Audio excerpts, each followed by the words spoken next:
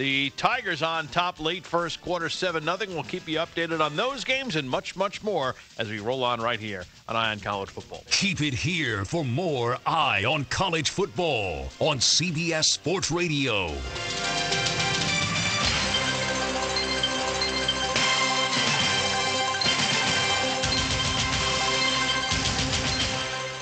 Welcome to Jimmy John's. Hi, your new 9-grain wheat sub is so good. How do you make it? With the highest quality ingredients and love. I mean, we definitely don't sing at lullabies when it's baking. Lullabies are what parents sing to babies. Right. And we don't use a baby carrier to carry the warm, fresh 9-grain wheat subs to the cooling racks. I mean, they're not babies. They're for making delicious sandwiches. Okay, I'll take a turkey tom. Oh, don't name them. It makes it harder. Try our new 9-grain wheat sub, Jimmy John's. Wheat yeah, freak yeah. Want a more beautiful lawn this season? The Home Depot has a few suggestions in one bag. Scott's Turf Builder Southern Triple Action, starting at $24.98. It feeds your lawn, it weeds your lawn, and it prevents fire ants for up to 6 months. 3 of this area's most common lawn problems, now with one innovative solution. Scott's Turf Builder Southern Triple Action, starting at $24.98 a bag, now at the Home Depot. More saving, more doing. Selection varies by store.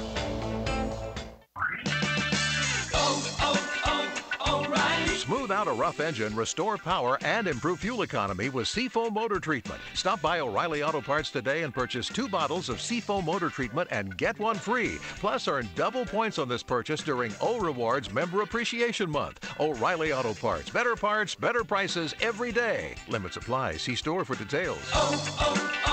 O'Reilly Auto Parts. I just saved hundreds of dollars by switching to Geico. I should have done this years ago. Disclaimer, traveling back in time is physically impossible unless you know how to build a functioning time machine. Then by all means, travel 25 years back in time, switch your car insurance to Geico. You could save a bunch of money. While you're there, please prevent your younger self from wearing that sleeveless tuxedo t-shirt, parachute pants, and glitter high tops to your senior prom. And at long last, rectify this horrible crime against nature. Geico is absolved of all liability if you destroy the fabric of time and space. Geico. 15 minutes could save you 15% or more. Are you looking for senior care for your mom or dad but don't know where to start? Hi, I'm Joan London with The Place for Mom. Nobody knows your parent or loved one better than you, and nobody knows senior living better than the experts at A Place for Mom. They've helped thousands of families find the right place for their mom or dad. I was so glad that I called A Place for Mom. My advisor really listened and was truly my partner in finding senior care for my dad. She went out of her way to get to know him as a person and was always there whenever I had a question. The senior living advisors at A Place for Mom partner with thousands of families every month, listening and offering local knowledge and advice to help find the best senior living communities across the country. And it's a free service. Here's the number. Call A Place for Mom at 1-800-467-7530. There's a place for answers, a place for mom. Call today. Call A Place for Mom at 1-800-467-7530. That's 1-800-467-7530. If you're 85 or younger, would you like peace of mind and comfort for your family? We're Final Expense Direct with an urgent message for you. The average funeral today costs over $8,000, but the most you'll get from government benefits is $255. How will your family pay the difference? We can help. Our senior plans start as low as just $1 a day and pay up to $30,000 for a funeral and other final expenses. Peace of mind is easy. There's no medical exam. You'll have lifetime coverage, and your plan can't be canceled as long as you pay your premiums. Call now for free information about our senior plans. Answer a few simple questions and receive approval right on the phone. Plus, call right now and we'll give you a discount prescription card for free. Call 800-523-3493. That's 800-523-3493. Again, 800-523-3493. The bait was so tempting. Free trip, gifts. Then you got hooked by the sales pitch, bought the timeshare, and you've regretted it ever since. The maintenance fees kept increasing, and we just didn't want to deal with it anymore. It was not anything like they showed us when we bought the timeshare. Timeshares aren't a day at the lake. They're all catch and no release. Unless you talk to Resort Release. We can release you from that timeshare legally and permanently. A+ rated by the BBB, a 100% money-back guarantee, and our clients' 5-star reviews tell the story. They promised us that it would be quick, and they delivered on that. just felt wonderful. Be the one that got away. Call now for a free consultation. 888-308-5955. 888-308-5955 or resortrelease.com. We're very satisfied with the results that Resort Release achieved. Thank you very, very much. They catch. We release. Resort Release. 888-308-5955. 888-308-5955 or resortrelease.com. Call now.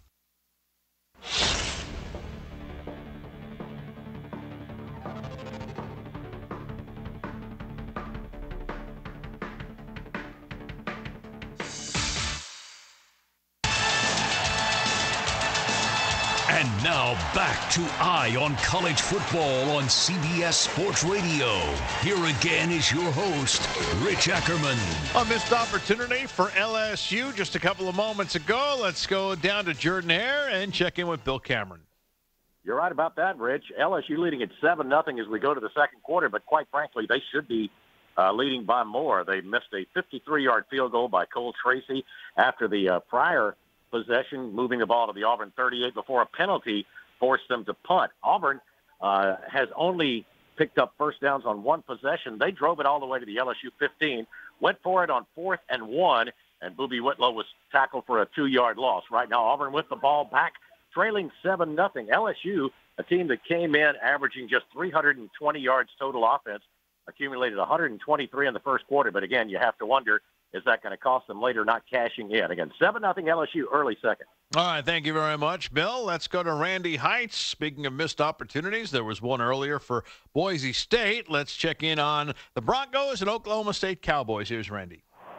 Well, after a first quarter where both teams seemed like they were filling out each other, finishing 0-0, second quarter has already started with a bang. Boise State takes the drive that ended in the first quarter the rest of the way in the second.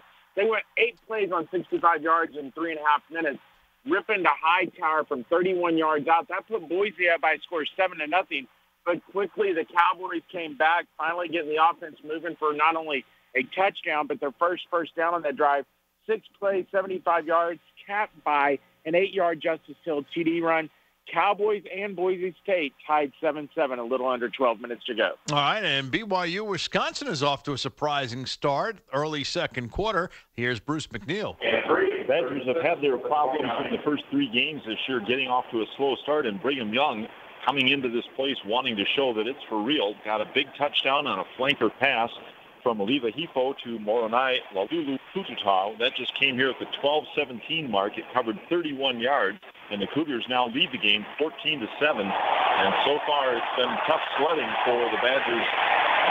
Alexander Brook, the quarterback, is only 3 of 6 for 53 yards, while Brigham Young quarterback Matt Magnum off to a great start, 6 for 7, 45 yards, and really having a field day with a lot of time to throw. So the Badgers on the short end right now, trailing 14-7 early in the second quarter here at Camp Randall. All right, the razzle-dazzle paying off for BYU, which has the 7-point lead.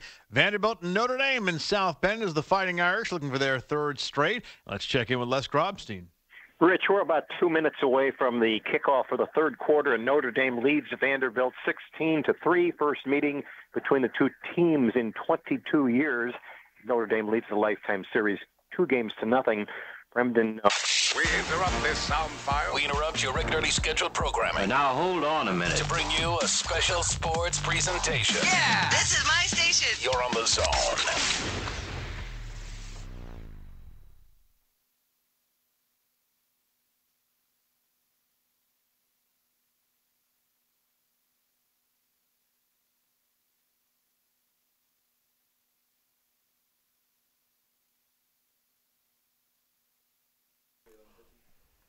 Welcome to the Zone Game Day Show. It is sponsored by Texags.com. I say rain or shine, and, you know, it feels like we don't have a clue what it's ever going to be. Louie Bellina, along with Olin Buchanan, Robert Cessna, when the Aggies are at home, when the Aggies are at Kyle Field, the three of us gathered to educate, inform, really guess a lot, and just kind of entertain you for 2 hours and hopefully get you ready for the next home game at Kyle Field. Tonight, the Aggies will be hosting Louisiana Monroe. The Warhawks and the Aggies once again to do battle at Kyle Field.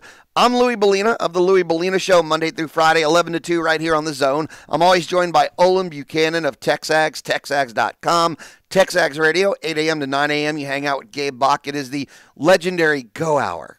It's great to be here. Always enjoy talking A&M football, especially 2 hours or 3 hours for the game. It's always fun, even when they're playing Louisiana Monroe. It's always a great time. Joined also by Robert Cessna. He is the 40-plus year editor of the sports page for the Eagle. Cease, great to have you. Pittsburgh Steelers shirt representing news today. Ben Roethlisberger is playing against the Chiefs tomorrow. Yeah, I wasn't surprised at that at all, but I just hope the rest of the team plays, and I hope he knows who's on his team this time as opposed to last week. You can't repeat a 5-interception performance. I'd settle for 3, and they'd win the game by 14. Myles Garrett introduced himself to Mr. Roethlisberger big time last Myles week. Garrett's finest game as a pro, which is pretty good for a future Hall of Famer. It's going to be an amazing season for him. He's always good. But did you see him in the offseason when he came down here for Aggie Pro Day? I interviewed him, and it looked like, I'm not a little guy. I'm not a great big guy, but I'm not a little guy. And he just dwarfed me. He as big as he was at A&M, he's just increased. He's so massive now. And with a lot of guys, though, I want to see him play a full season. He hasn't done that for like 2 or 3 years, health-free for every games. I'm assuming he's going to be healthy because we'll see. You can't block him.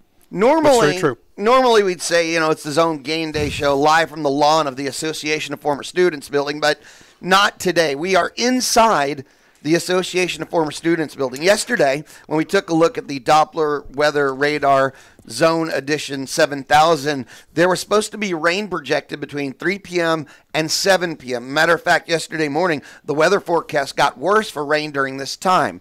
If you look out your window, you're driving around, you're tailgating right now, it is hot, it is steamy, the sun is up high, but we had to take precautions, so we are inside the Association of Former Students building. Now, as we take you to 5:30, we're going to talk A&M, we're going to talk Louisiana Monroe, we're going to talk A&M versus Louisiana Monroe. One thing, we don't do this every game day show, but I wanted to introduce today, since it is the Warhawks, and maybe there's less Warhawks conversation to have today, and you want to talk more Texas A&M, I am introducing text message questioning. You can interact with us today. It's not an everyday thing, not an every show thing. If you want to text message questions for Olin, Cease, me if you're really desperate, but if you want to text message questions for us, the number is 979, and you have to use the area code when you text, 979-693-1150. I will work in your text message questions, 979-693-1150. Text your Aggie football questions, game day questions for Olin, Cease, and Louie. Text now at 979-693-1150. I know where I want to start, guys. A week ago, we had questions. A week ago, we talked about what we wanted to see, what we wanted to learn. So many questions heading into Clemson. So much we had hoped that we would find out. So really what I wanted to start off, the one thing you know now, the one question that got answered, you're 100% on. Something that's a fact now that wasn't before kickoff at Clemson. And Olin, I'm going to let you start us off. It's a tougher team and physically and mentally than it ever was in the last several years. You can say that Mon came of age. He made some great throws, but he made some that quite frankly, maybe they were great throws. Maybe he got lucky. Okay, so I'm good with him, and the receivers did some great things. The defense, a lot of things you can look at and say, man, they really answered some questions. But I think the biggest question that was answered for me is how tough is this team? And when you get down to Clemson, the number 2 team in the country, and you're losing 21-6, late in the second half, or I guess it was the third quarter, and then you just come back and give them. Just keep the pressure on them and even get a bad call or actually a couple of horrific calls go against you and still keep coming back. A non-call and a call. Right. You still keep coming back. That shows me that you are a mentally tough team. Cease, for you, the one thing you know that's a fact, 100% undisputable now, you did not know before Clemson kickoff. I thought you might say, what did we say was number one thing we'd look for? And I wanted to look for the defensive line when we left last time, but now I want to say I always look at the lines because of the SEC, and I had my doubts about moving Kiki out to defensive end full-time or see what you have, but when I saw the defensive line do a good job against what I would consider a good Clemson offensive line, I don't think they're great. Because I saw a little bit today at times they struggled. But I'm just saying is the defensive line can go compete in the SEC without the need to bring blitzes all the time. With I think they'll be able to go mano and win a lot of battles. And I didn't know if the defensive line can consistently do that for 70 snaps in an SEC game. And for me, the number one thing I know is that this team, the players, are 100% on the same page with Jimbo. You could tell they're absorbing everything that Jimbo and his staff, the coaches, whatever they're teaching them. You know what I'm saying, right? Mm-hmm. You could tell, because every unit played better than anyone should have predicted or expected. Every unit played 100% that they had. Mistakes were made. Okay, fine, whatever, right? But every unit played to their potential. Every unit showed up. I mean, even when mistakes were made. And to me, that's a team that's 100% on board with their coaching position player and their coordinator. And this whole program is 100% on the same page. And you can do great things with that. And you learn quickly and you grow quickly. And great things happen when that's a true statement. That, for me, that's what I 100% believe is true. Well, first of all, I believe everybody bought in or they wouldn't have been here on the team because I think Fisher's that kind of guy. But, yeah, I'm with you that, this is a team that's embracing everything that was expected and taught. And the one area where I came away concerned, and I think everybody would be, is the secondary. Sure. And yet some of the biggest mistakes I saw in the secondary or some of the things I think are easiest to correct is just basically say, break down, play under control, remind yourself what's the down and distance and what you have to do. It wasn't so much, like the one touchdown pass that Trevor Lawrence threw, the guy was covered. He just made a great play. Now be under control to bring the guy down. You had the mistake of not finding the ball so that you could have made the 50-50 play, and then the mistake was the second defender, bad angle on the tackle. I don't think you're going to make the 50-50 play 50% of the time against T. Higgins, but to me, the bigger mistake on that, because Oliver had the guy reasonably well covered. Now, you got to make a play on the ball. It's the second guy. Yeah. But it was the second guy coming over, and I don't know what he's doing. I think it was Tucker. It was Tucker. Yeah. Make the tackle, and be under control, make the tackle. Let's talk about Go ahead, Cease. I'm sorry. No, what I really like is you can't draw up when your team's going to face adversity. But I felt that A&M faced adversity about 2 or 3 times in that game, and like Olin said, they're down 21-6. When you answer when you have adversity, and I thought the clear cut time was when they had the touchdown or play taken away that went out of the end zone to come right back and score from that, because you know what? Go back a year ago, they handled adversity pretty good in the Alabama game, in that game against a top-ranked team. But I thought different about this game was how they continually handled adversity and kept clawing back. And, to me, that's a big sign moving forward. Yeah, I thought in the Clemson game they faced adversity kind of in the second quarter when that D-line started to take over for Clemson. They shrugged it off. I thought adversity was the 14-point swing you felt like when Starkle fumbled at the 21. Mm-hmm. You faced adversity when you got the no call. You could have been frustrated and lost focus for just 2 possessions. That wasn't called. Yeah. And you could have lost focus for 2 possessions. The game could have been over there. You faced adversity when the officials made the bad call on the fumble out of bounds. That's 3 that could have ended certain games. That could have ended certain teams. Because if you lose focus for a drive or 2 against number 2 Clemson, number 1 Alabama, Mississippi State, Auburn, the games end when you lose focus for half a quarter. Because that's 14, 21 points, and you don't come back from that. And this team never lost focus. They came back the next drive, the next possession, and played again. And that's the thing. They never lost focus momentarily. That's incredible. Yeah, that goes back to my original point. I think it's a tougher-minded team because a lot of teams when things go bad, okay, maybe you bounce back once, and maybe you bounce back twice. But when you get 3 things going and you stay relentless and you come out and get a 3 and out. How many times can you go to that well to bounce back too? You know, that's the thing. You've done it once. Okay, I've done it twice. At what point do you just go, look, we've done all we can do. How do you just keep coming back? And how, wouldn't you, at that time, even with like 40 seconds ago, wouldn't you just expect that had they been able to somehow get the onside kick, that they were going to make a play and be in position to kick a field goal to win the game? Hey, I really thought they were going to get 2-point conversion and then win in overtime because they had so much momentum. I was kind of surprised that the 2-point conversion play blew up right away, but I felt A&M had all the momentum, and I just felt they were whatever they call was going to work. It was like, but of course I was wrong. That didn't turn out that way, but they definitely had all the momentum. It was just amazing. Kellen Mond, did you ever have any clue he could put that kind of performance together? That kind, probably not. Now, I was not last year. Even last year, if you'll remember, I was saying, look, this guy can make plays. He made big time play against Arkansas, if you can remember, rolling right and then hitting Christian Kirk with like a 80-yard touchdown pass. He completed 2 fourth-down passes in the fourth quarter to keep drives going. Made a perfect pass to Kirk in overtime. Made big plays against Florida. Even made some big plays, big throws against Alabama. But he was a freshman, so everybody knows everybody tells you that the most improvement goes from year 1 to year 2. I felt like Kellen Mond was going to be a really good quarterback, and we saw that improvement against Northwestern State.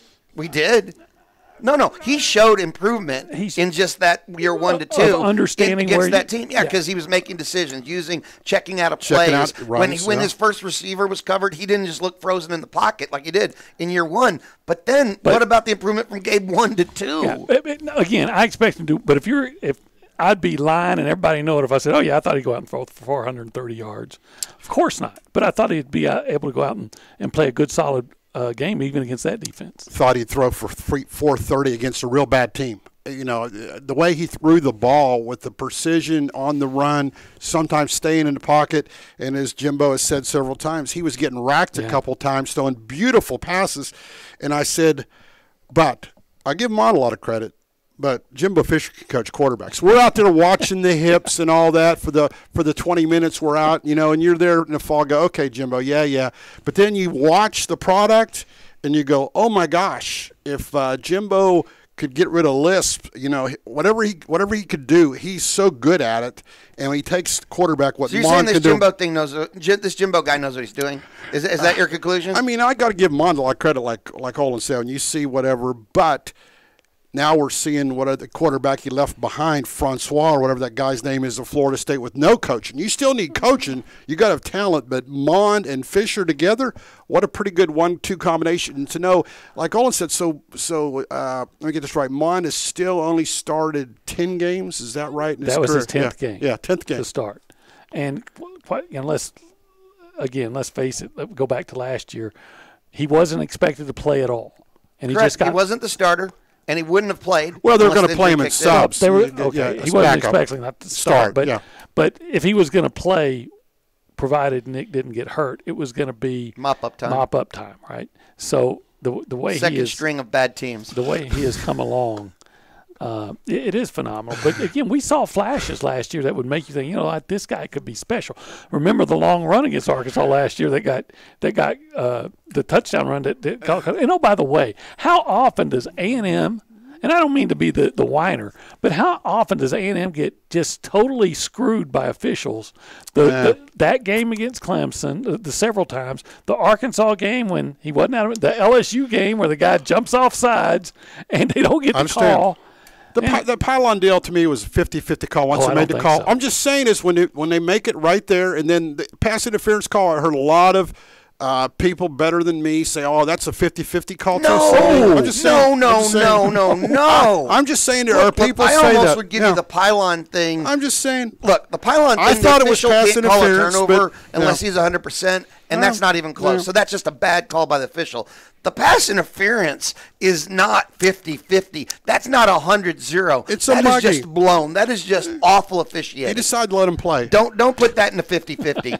I don't care these people better than you. Let me guess. They're former officials or current officials. Well, they're other people. On TV, I watched some of the Were they drunk? I don't know, Louie. Were they impaired? On TV. They were working while you were working. But they're not good. But what I like is when we throw things around. That was 50-50. Because when you were talking, Olin, what I thought about was, and you talked about Mon, I said, well, maybe, if the old regime stayed, he could have transferred and he'd be playing in Oklahoma in a couple of years. It's funny that you say that because, let's be honest. That's what I was thinking. How many people around town in the off season did you hear whenever the subject of quarterbacks come up?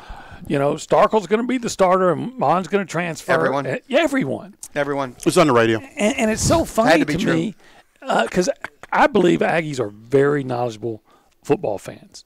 And all fans are, right? Well, no, I believe, I've been around, and I believe A&M fans are very knowledgeable about what's going on. And yet the one thing that I see that consistently that Aggie fans just fail me is that they expect a freshman to come in and be a great player right away, and if he doesn't, they're quick to write him off. Okay, because A&M has needed it. There's a difference. The reason why I think the Aggie fans have bought into the freshman savior is that's what's been needed, desperately needed. Name a position. A&M's been so thin at linebacker. Every freshman linebacker's had to come in and be all SEC. Terrell Dotson, his freshman year, the expectation on him was completely unrealistic. Now he is the player, though, that you thought you almost knew he was going to be. Okay. And Aggie fans, because of the desperation of the players coming in as freshmen that's needed, haven't been patient for what they're going to be. And they're also go back history of freshmen doing well for you. Shea Patterson, they throw him into a game. Only game he won was A&M. But he lost to But I'm Vanderbilt. just saying is, and you think of some of those LSU running backs that came in the old days and beat them that were freshmen. I'm just saying is they had freshmen against them always, and they think as well, hey, why don't we get a freshman and do that? And Miles did, but for the most part, it just doesn't happen very often. You got to understand when a great player does something, you got to understand the greatness. And that the reason they're great is that they do things that other people can't. Well, what about getting back to your point? What if Mon wouldn't have played any last year? Would he be right exactly? I guess he'd be exactly where he's at because of Fisher. I mean, how much did playing help him? You feel last year, or would he be the same if he didn't play one game last year, one snap? Obviously, I don't know. But we don't know. But I think anytime you get live game action, it means something. But there's something to be said to redshirt a year and just having them drop the knowledge in your brain, practice after practice, week after week. Is a perfect example. Because everybody, when I moved here in 2012, everybody was told me, and I look on our message board, and everybody, Jamil Showers is going to be the starting quarterback. And coming out of spring, from what I talked to other people, Jamil Showers was the best player. But you have keep more time to develop. And you got to listen to those whispers in the background, because I remember coming out of that spring, Jamil Showers was the factual starter back, but if you were listening to the whispers, Kingsbury was in love with Johnny. And if you were listening to Jimbo very carefully coming out of spring, absolutely, he talked about Mon and didn't talk about Starkel, if you paid close attention. Well, I think he talked a lot about Mon. He talked a lot about Mon continuously. And Starkel. But he answered the questions. Whoever asked him about Mon or Starkel, he said what we wanted to hear. It's just one of those things. I guess looking back, it's obviously, but there was always kind of these indicators of where Jimbo's mind was at. Well, I always thought that just the simple fact that Kellen is mobile and so mobile, higher upside, could do more. If they both realize their fullest potential, who could do the most? And it would appear Mon. We have to take our first time out. The conversation is just getting started. And if you want to join in on the conversation, again, we don't do this every Zone Game Day show, sponsored by TexAgs.com, but you can text us today. Your questions, comments, or opinions. 979-693-1150. 979-693-1150. You're listening to the Zone Game Day show, sponsored by TexAgs.com.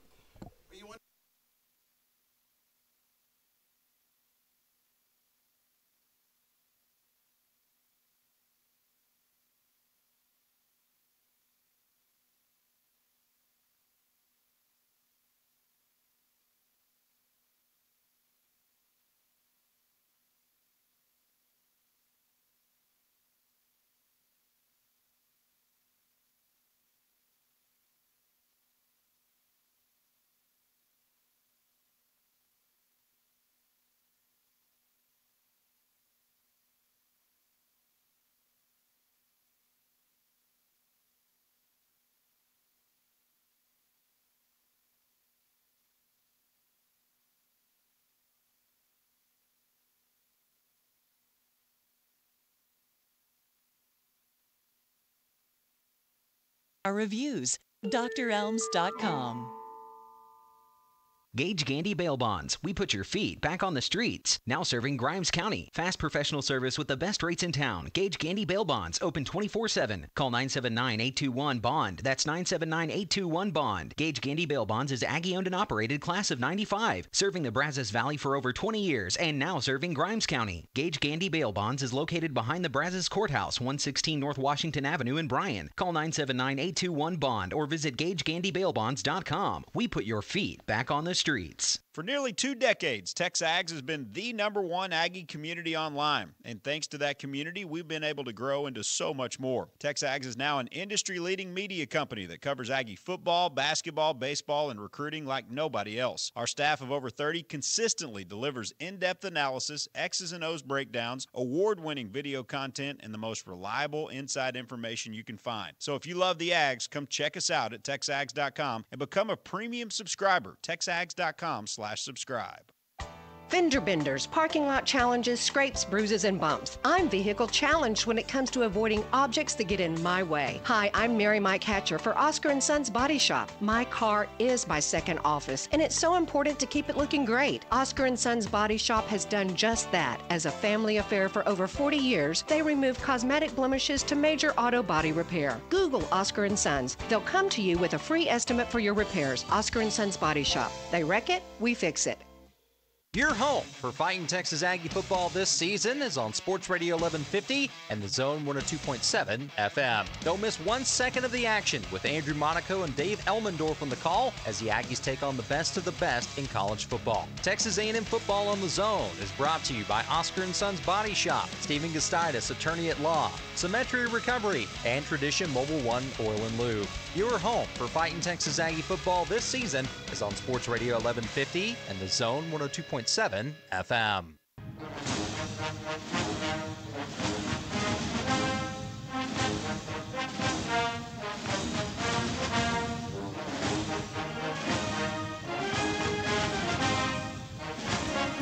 We are just getting started on the Zone Game Day show, sponsored by TexAgs.com. Now, when the Aggies are at home, like they are tonight against Louisiana Monroe, Olin, Cease, and Louie. Now, the Aggies are going to go bye-bye for a really long time. It's like an 8-week stretch where Kentucky will be the only home game. They're going to be at Jerry World on the road, a bye week mixed in there, but there's going to be like an 8-week stretch. The only home game will be Kentucky. So when the Aggies go bye-bye, you'll have Dusty, you'll have Bryce, and you'll have Rich Kroom. So that will be your road Zone Game Day show. Hey, here's still that Kentucky game looks a little bit better than it did a couple weeks ago as far as I'm concerned.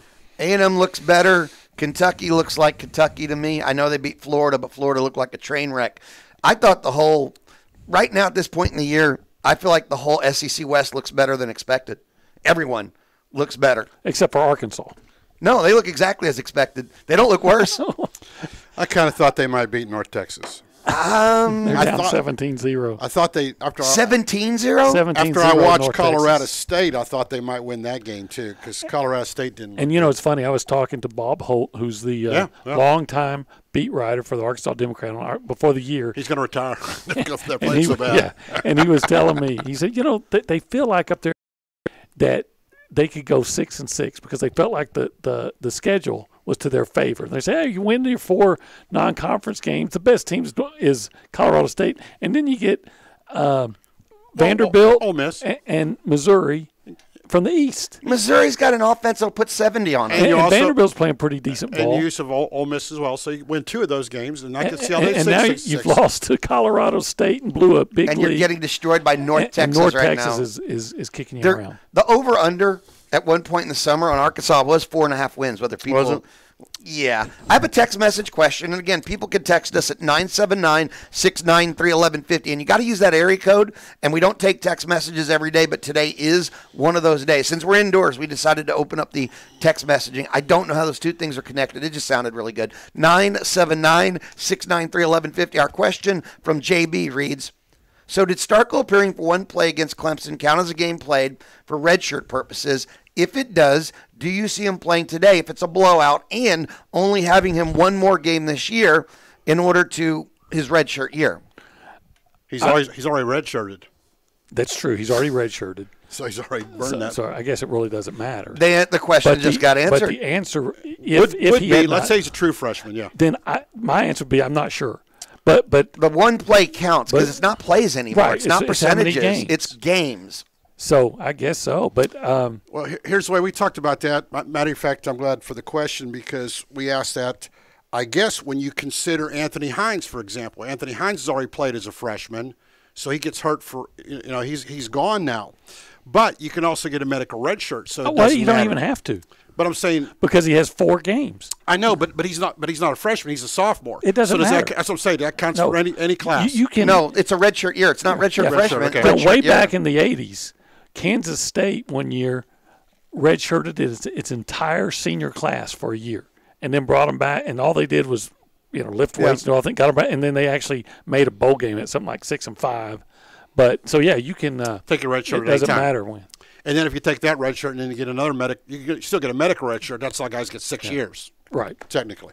That's how you end up. Oh, I'm sorry. I was thinking about A&M basketball player. What was it? Anthony Jack or whatever that played for 9 years here, even after he transferred from Penn State after 2 years. But the had answer, like a 10-year college career. But the answer to text, different sport. But the answer to text, a lot of people said that's why Starkel was a little bit ahead last year because he already redshirted 1 year. Of course. Whereas Mon came in as a true freshman. Big difference. Think about how many really good quarterbacks you've seen in college football, and how many of them redshirted as a freshman. It's just you bring in these 5 stars like they're doing with Tyler Lawrence, and they're doing Trevor Lawrence. Tyler Lawrence. I think that's the Cooking Channel Southern guy. Cal's got a true freshman. I mean, you see true you freshmen. have Justin Fields over at Georgia. And sure, they want to compete. And, we spent, 9 months in the offseason talking about the competitions. They're too good to redshirt. They don't believe they should, but how much better would they be? Because they're going to be there. They're going to take a step even when they're redshirting, right? And if they were needed, like Fromm suffers that injury, they could snap the red shirt and still play him to the national championship if they would just jump on. How much better would they be? When Kyler Murray came here, and he was obviously not ready to play at Texas A&M, versus him and his dad trying to force his way to start, how much better would he have been redshirting? Well, yes, he would have been better off to redshirt, but that's a little bit different. When someone tells you you're going to play. Well, and some of these guys, don't you think they? Or else he wouldn't have came here if he wasn't promised. Like when you mentioned Fields, you mentioned Southern Cal guy. Those guys probably they're looking for a place. Guarantee. They get guaranteed they're going to play. And they want those guarantees even though they're not ready for them. That's true. Or they're going to transfer if that promise is not followed through. And there's nothing you can do. It's just it's just a broken recruiting system. I think there are some coaches, and they're already successful, and they got cachet, and there's not a lot of them, but can look at a guy and say, listen, you're going to come in here and get every opportunity to compete. But I'm going to play, and if you're the best guy, you will play. And if not, and if you don't want to compete, you should maybe go somewhere else.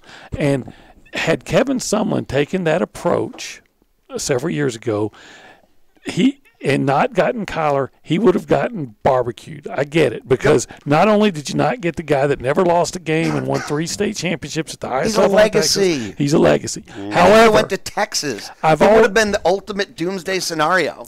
However, I've always said that if you would have said, made it comment, look, this is what he told us, so we offered Jarrett Stidham, people would have said, well, gosh, if he's not willing to compete, I guess I get it.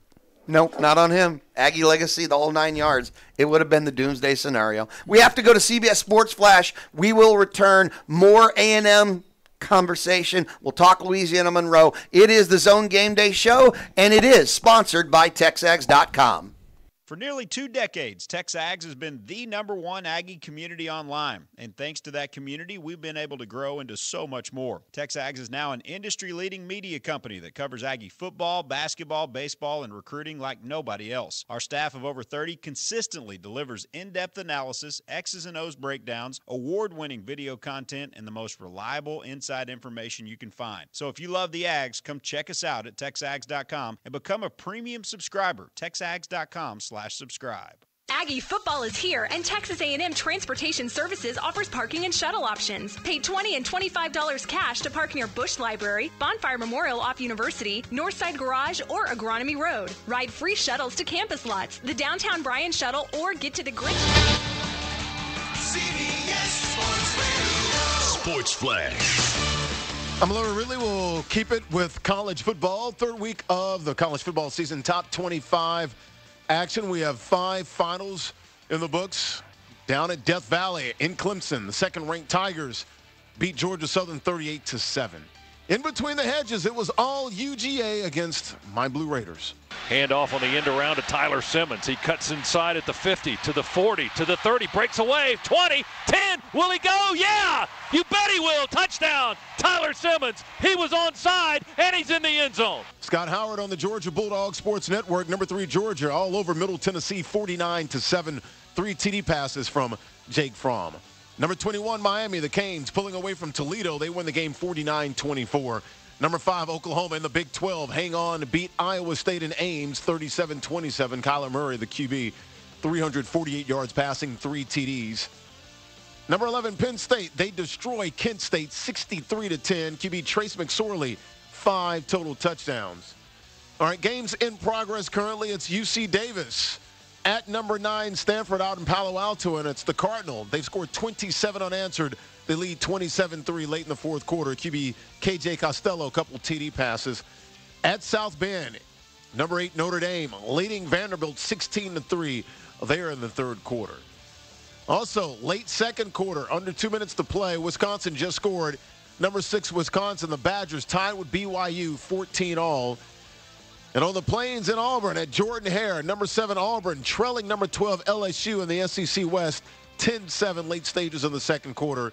Auburn's head coach Gus Malzahn and his wife donating $2 million to the school going towards a new football operations building. Number 24 Oklahoma State, they've stormed back, scoring 17 straight. They lead number 17 Boise State 17-7 also late second quarter. Also in the second, Michigan, number 19 in the country, in SMU, they are scoreless. Just kicking off, San Jose State at number 20, Oregon. Later on tonight at 7 p.m. Eastern Time, number 1, Alabama at Ole Miss, 8 o'clock Eastern. Number 4, Ohio State at number 15, TCU. That game at Jerry World in Arlington, Texas. And number 22, USC at Texas. Speaking of the NFL, Packers QB Aaron Rodgers practiced today for the first time this week. Has a sprained knee that he suffered last Sunday. Will be a game-time decision tomorrow against the Vikings. Bucs wide out. Deshaun Jackson expected to be cleared from concussion protocol. Will play tomorrow against the Eagles.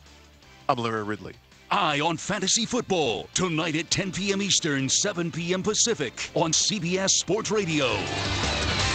CBS Sports Radio. Aggie football is here, and Texas A&M Transportation Services offers parking and shuttle options. Pay $20 and $25 cash to park near Bush Library, Bonfire Memorial off University, Northside Garage, or Agronomy Road. Ride free shuttles to campus lots, the downtown Bryan shuttle, or get to the Grid shuttle from Momentum Plaza. For pre- and post-game traffic and parking info, or to purchase parking before the game, download the Destination Aggieland or Park mobile app, or visit transport.tanu.edu/football. Follow us on Twitter at GetToAggieGame. For nearly 2 decades, TexAgs has been the #1 Aggie community online. And thanks to that community, we've been able to grow into so much more. TexAgs is now an industry-leading media company that covers Aggie football, basketball, baseball, and recruiting like nobody else. Our staff of over 30 consistently delivers in-depth analysis, X's and O's breakdowns, award-winning video content, and the most reliable inside information you can find. So if you love the Ags, come check us out at TexAgs.com and become a premium subscriber. TexAgs.com/subscribe. Atkinson Toyota has been proudly serving Bryan College Station and surrounding communities for over 25 years. Whether you're out just looking or ready to make a purchase, our professional sales team believes in doing everything possible to ensure a pleasant experience. Our facility has the latest in state-of-the-art equipment with highly skilled professional technicians. Whether you're out planning to purchase a new or used vehicle, require financing, parts, or service, Atkinson Toyota is committed to providing the excellence and quality that is Toyota. Fender benders, parking lot challenges, scrapes, bruises, and bumps. I'm vehicle challenged when it comes to avoiding objects that get in my way. Hi, I'm Mary Mike Hatcher for Oscar & Sons Body Shop. My car is my second office, and it's so important to keep it looking great. Oscar & Sons Body Shop has done just that. As a family affair for over 40 years, they remove cosmetic blemishes to major auto body repair. Google Oscar & Sons. They'll come to you with a free estimate for your repairs. Oscar & Sons Body Shop. They wreck it, we fix it. Catch the Bellucci Hour every Tuesday and Thursday from noon till 1, where we expect to see you at the tap to get your Aggie football fix with Ryan Brunninger, TexAg's lead recruiting analyst, and Billy Lucci himself. Get Aggie previews, reviews, and recruiting info, plus a special in-restaurant-only pick'em contest. And enjoy lunch specials, which always include a side and a drink. If you can't make it in person, watch the Bellucci Hour live on Facebook and YouTube. The Bellucci Hour every Tuesday and Thursday at the tap from noon till 1. Whether the Aggies are on the road or at the friendly confines of Kyle Field, the Zone Game Day show, sponsored by TexAgs.com, has got you covered. Home or away, rain or shine, things get underway 3 hours before kickoff on Sports Radio 1150 and the Zone 102.7 FM. The Zone Game Day show is sponsored by Elms Orthodontics, Gage Gandy Bell Bonds, and Oscar & Sons Body Shop. It's the Zone Game Day show, sponsored by TexAgs.com on Sports Radio 1150 and the Zone 102.7 FM.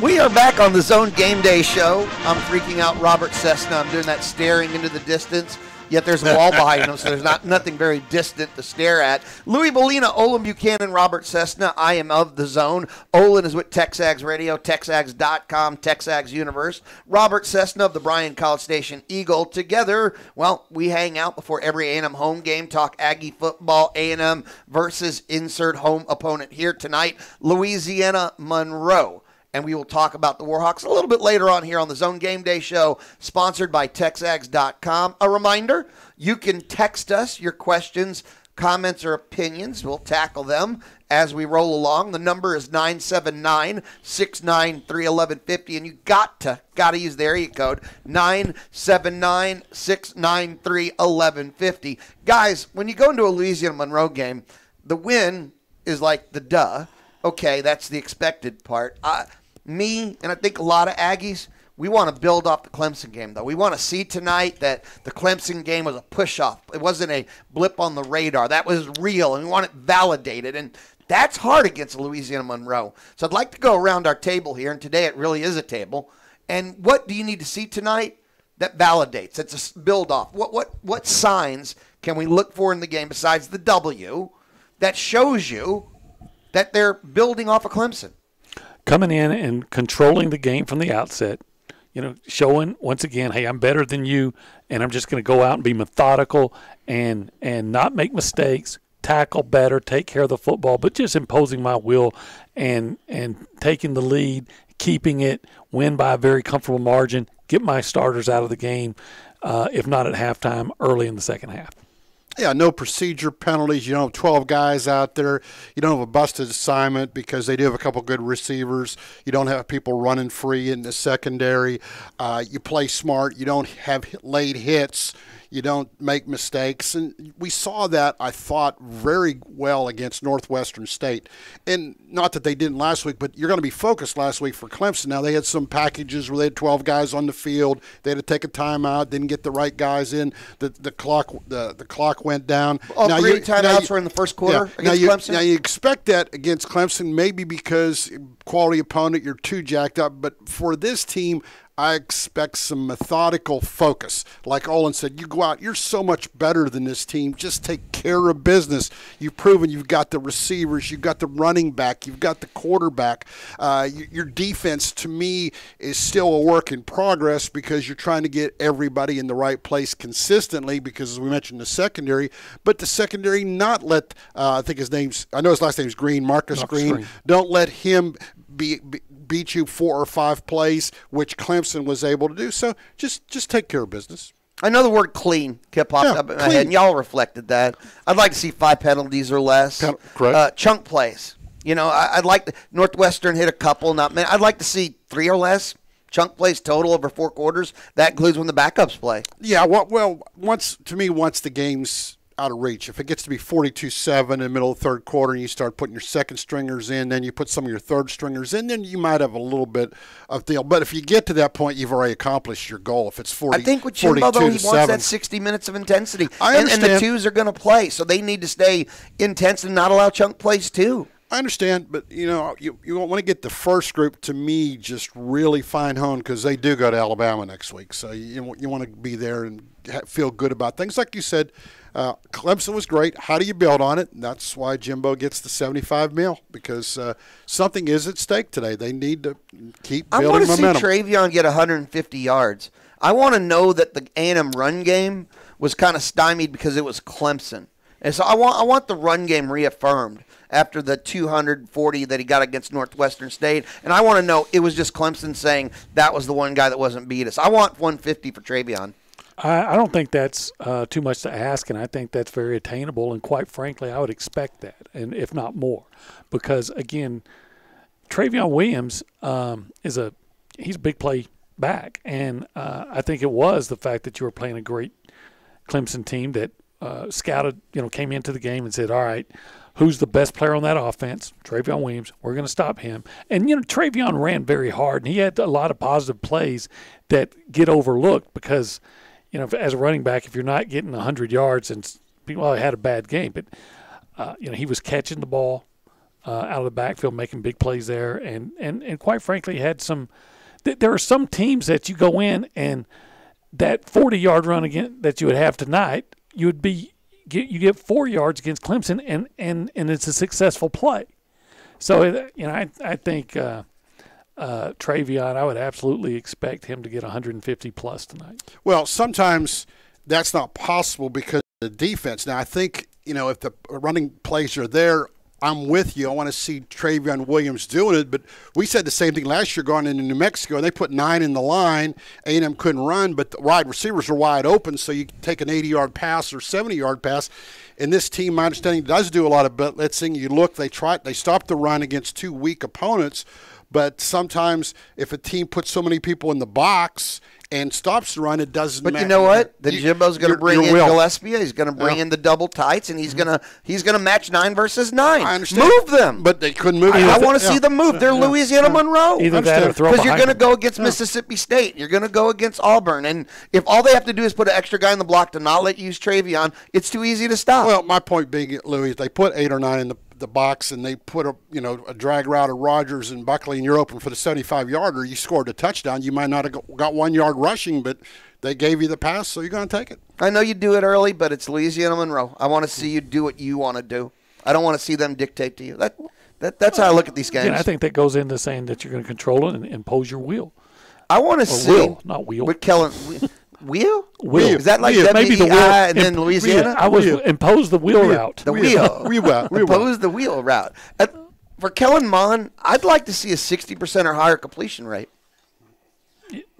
That makes perfect sense. These are the goals I have. These are the improve. How are we getting better? I know it's Louisiana Monroe. These are the kind of what I'm talking about. These are the markers I'm looking at. I'd like to see Mond have a 60% or higher completion rate. I'd like to see Mond do his job, get out of there and get Starkle in, because once again, what happens if you go down to Alabama and Mond gets a cramping or something, needs to go out for 1 or 2 series? You want Starkle ready to go, and I know it wasn't his fault that someone missed a block, that it was bad luck, but it might be nice to see Starkle get, even if it's late, get a couple good series and get a good feel going out of this ball game as well. Yeah, we had a caller wonder if Nick Starkle needs to get out there and play because his confidence is shaking. I'm thinking, I don't think he's that fragile. That one play that he wasn't responsible for is going to crash his confidence. I don't think that's the case. I think he's still a really good quarterback, and if he wasn't, Fisher would not have called a pass play in that. He would have called a run play and just said, hey, if my quarterback can't come back, we'll kick a field goal and keep it close. But no, he knows that he's got a good backup quarterback, brought it in, tried to make a play with him. I don't think that play is going to bother Nick Starkle at all. I don't think it is, but it's always nice, whoever you are, to have a good game. Yes. Whether you're like Travion Williams last week and he knows he's a great player, a couple good pass plays, but I know he feels better having the 150 yards rushing. Maybe we need to see a good play from Dan Moore. A good game from Dan Moore. There you go. I think we'll all agree with that. Well, dominate at the level he's at. Dominate, because it's not to be a knock at him. The guy had a hell of a job in front of him. Nobody wants to go up against Cleveland Farrell, and he had to, and he blocked him a lot of times, and sometimes he got beat, and that's going to happen. think about the poor guys that had to block Myles Garrett. Dan Moore was in the same situation. So, but now the competition's not quite as great. Go in there and dominate your guy. And that's how you, to me, that's also how you, I don't know, you mentally deal with those games you have like Clemson, where you are going against their version of Myles Garrett, is when you're not, you dominate, so that makes the other ones more understandable, digestible. And if Moore doesn't have a good game today, then if I'm Alabama, I'm thinking, man, we're going to devise plays. We're going to that side. We're going to get some yards. I think y'all mentioned this earlier. On the other side of the ball, the defensive side of the ball, tackling. I'd like, but the thing is, they did in the second half, didn't they? They fixed that kind of in game. The first half to second half tackling was way different already for the A&M defense. Yeah, I think the missed tackles, especially in that first half that you're talking about, was maybe being too aggressive. And you never want to criticize a guy for being aggressive, but you can also play smart. Again, understand down and distance, and sometimes that's hard to do. Don't try and knock the guy in the third row of the stands. Knock him 1 yard short of the first down marker. Fisher even alluded to that. He said, hey, we had some guys going for the knockout play when all we had to do is get them on the ground. And that, to me, should be the easiest thing of all coaches to coach, is make you understand, look, I want you to get the guy on the ground. I don't care if you knock him out of the game. Get him on the ground. Understand that. And then if a guy can't grasp that and continues to make questionable decisions, then you take him out. But, again, I think that's – and I think the guy we're talking about more than anyone else is the safety, Derek Tucker. And he's made good plays. He's had big games for A&M. So – that's a guy I would look at today and think this guy's going to come out and have a really good performance because he's a good player that had a bad game. And I'd like to see A&M do a better job of stopping the run by the quarterback. And I got to give Bryant credit because he ran hard last week. He had some tough runs because if he doesn't make those runs in the second half, I don't think some of them Clemson doesn't win. And they're facing a quarterback today that likes to run according to the stats. And I know from next week by watching Hurts and the other guy, they're going to be tough to bring down. So I would think that the other guy, it'd be good for A&M to go ahead and make sure they stop this guy today because next week the quarterback's running might be even a little bit better. When we come back, the conversation continues. You're listening. This is the Zone Game Day Show, sponsored by TexAgs.com. Be good to your vehicle, and it'll be good to you. Hi, I'm Gabriel Garcia from Traditions Mobile One Oil and Lube. And while that's a simple concept, it's so true. We're a full-service oil and lube shop with years of experience. And that experience tells us to always go the extra mile for our customers. Like topping off fluids for free on most vehicles and free tire pressure checks. See Traditions Mobile One Oil and Lube on Villa Maria at 2818 next to Raleigh Car Wash or at East William J. Bryan next to the main post office.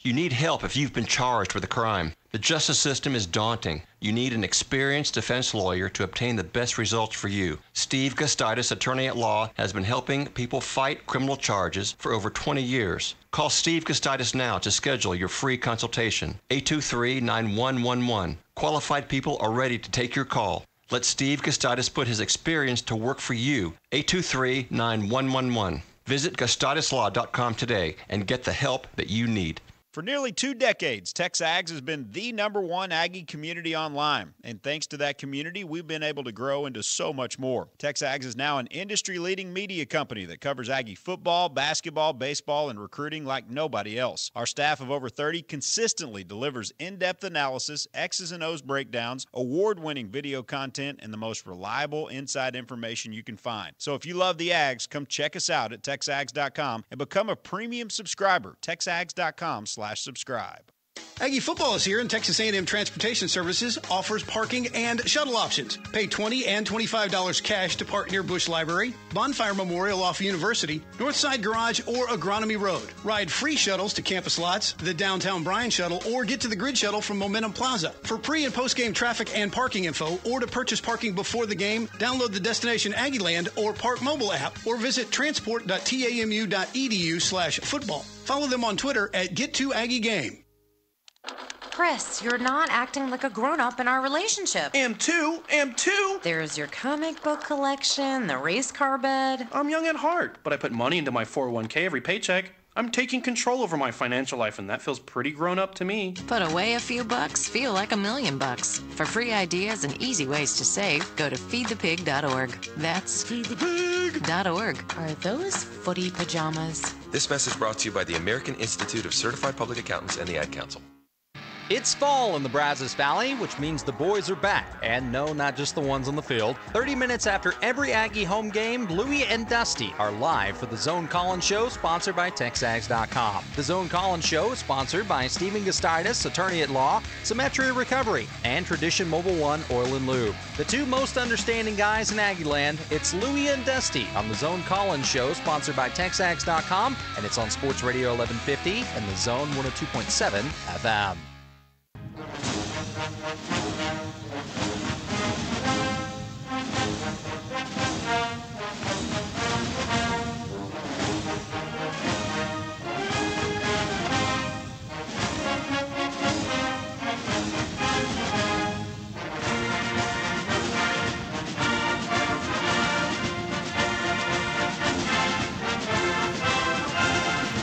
We are back. Louie Molina, Olin Buchanan, Robert Cessna. We are back on the Zone Game Day Show, sponsored by TexAgs.com, and really just breaking down everything from the A&M life and perspective. A thought not particular to this game, but I know when I was driving here on campus today, we're hitting the 25. We're at the quarter mark. This is going to be game number 3. We wait 9 months, and my God, it goes so fast. It's ridiculous to me. It's the quarter pole mark. We're going to be 1/4 of the way into the season already. Well, and I think personally there's a lot of buzz, first of all, because we know the whole changeover. Fisher was a lot of buzz. Then when you play Clemson the way you do, the buzz just continues. It amps up a little bit. And then you think there's road trips to Auburn and Alabama, and a decent Kentucky team comes here. You got to go to Jerry World, and maybe you can hang 60 on Arkansas. I mean, there's a lot of things for Aggies to get excited about. Yeah, the first lap is almost over, and I would say the Aggies look like they're running a strong first lap. But, of course, we all know that A&M hasn't had a kick, and they've faded. And so we'll find out what kind of kick the Aggies have right now. But so far, it's looking good. It's so weird. This is the opposite, though, of the Sumlin era, where, the best was always at the start. The worst was ahead of you. Don't you feel like the best is ahead? Maybe – beginning in 2 weeks. but yeah, I do. I feel like that this is a team. Because September, we've almost conceded for 9 months. We just sat in our head and went, it's 2-2. 2-2. But now, they did their dangest last week, and hey, we'll see what happens Alabama, right? Well, but still. The way, if you look at A&M really dominated that fourth quarter.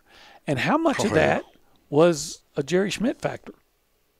And so if A&M was in that much, physical condition was that good, maybe they're prepared better for the second half of the season. I mean, I know it's just one game. We're talking about a quarter, but it's against a great team. And, maybe this is a team that's going to have the stamina and the staying power that it hasn't had recently.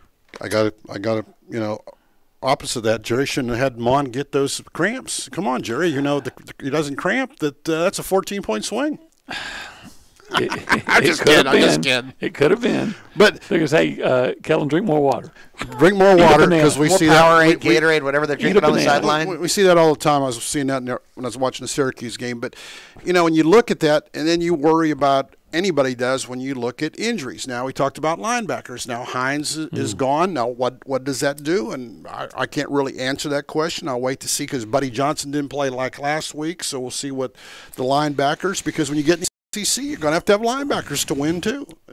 In some games. I was thinking Alabama, you might want a third linebacker you think? in the box. Mississippi State, you definitely wanted a third linebacker in the box. LSU would have been a third linebacker in the box kind of game. If you were inclined to go a little more multiple with your defensive fronts, and they don't have that option now.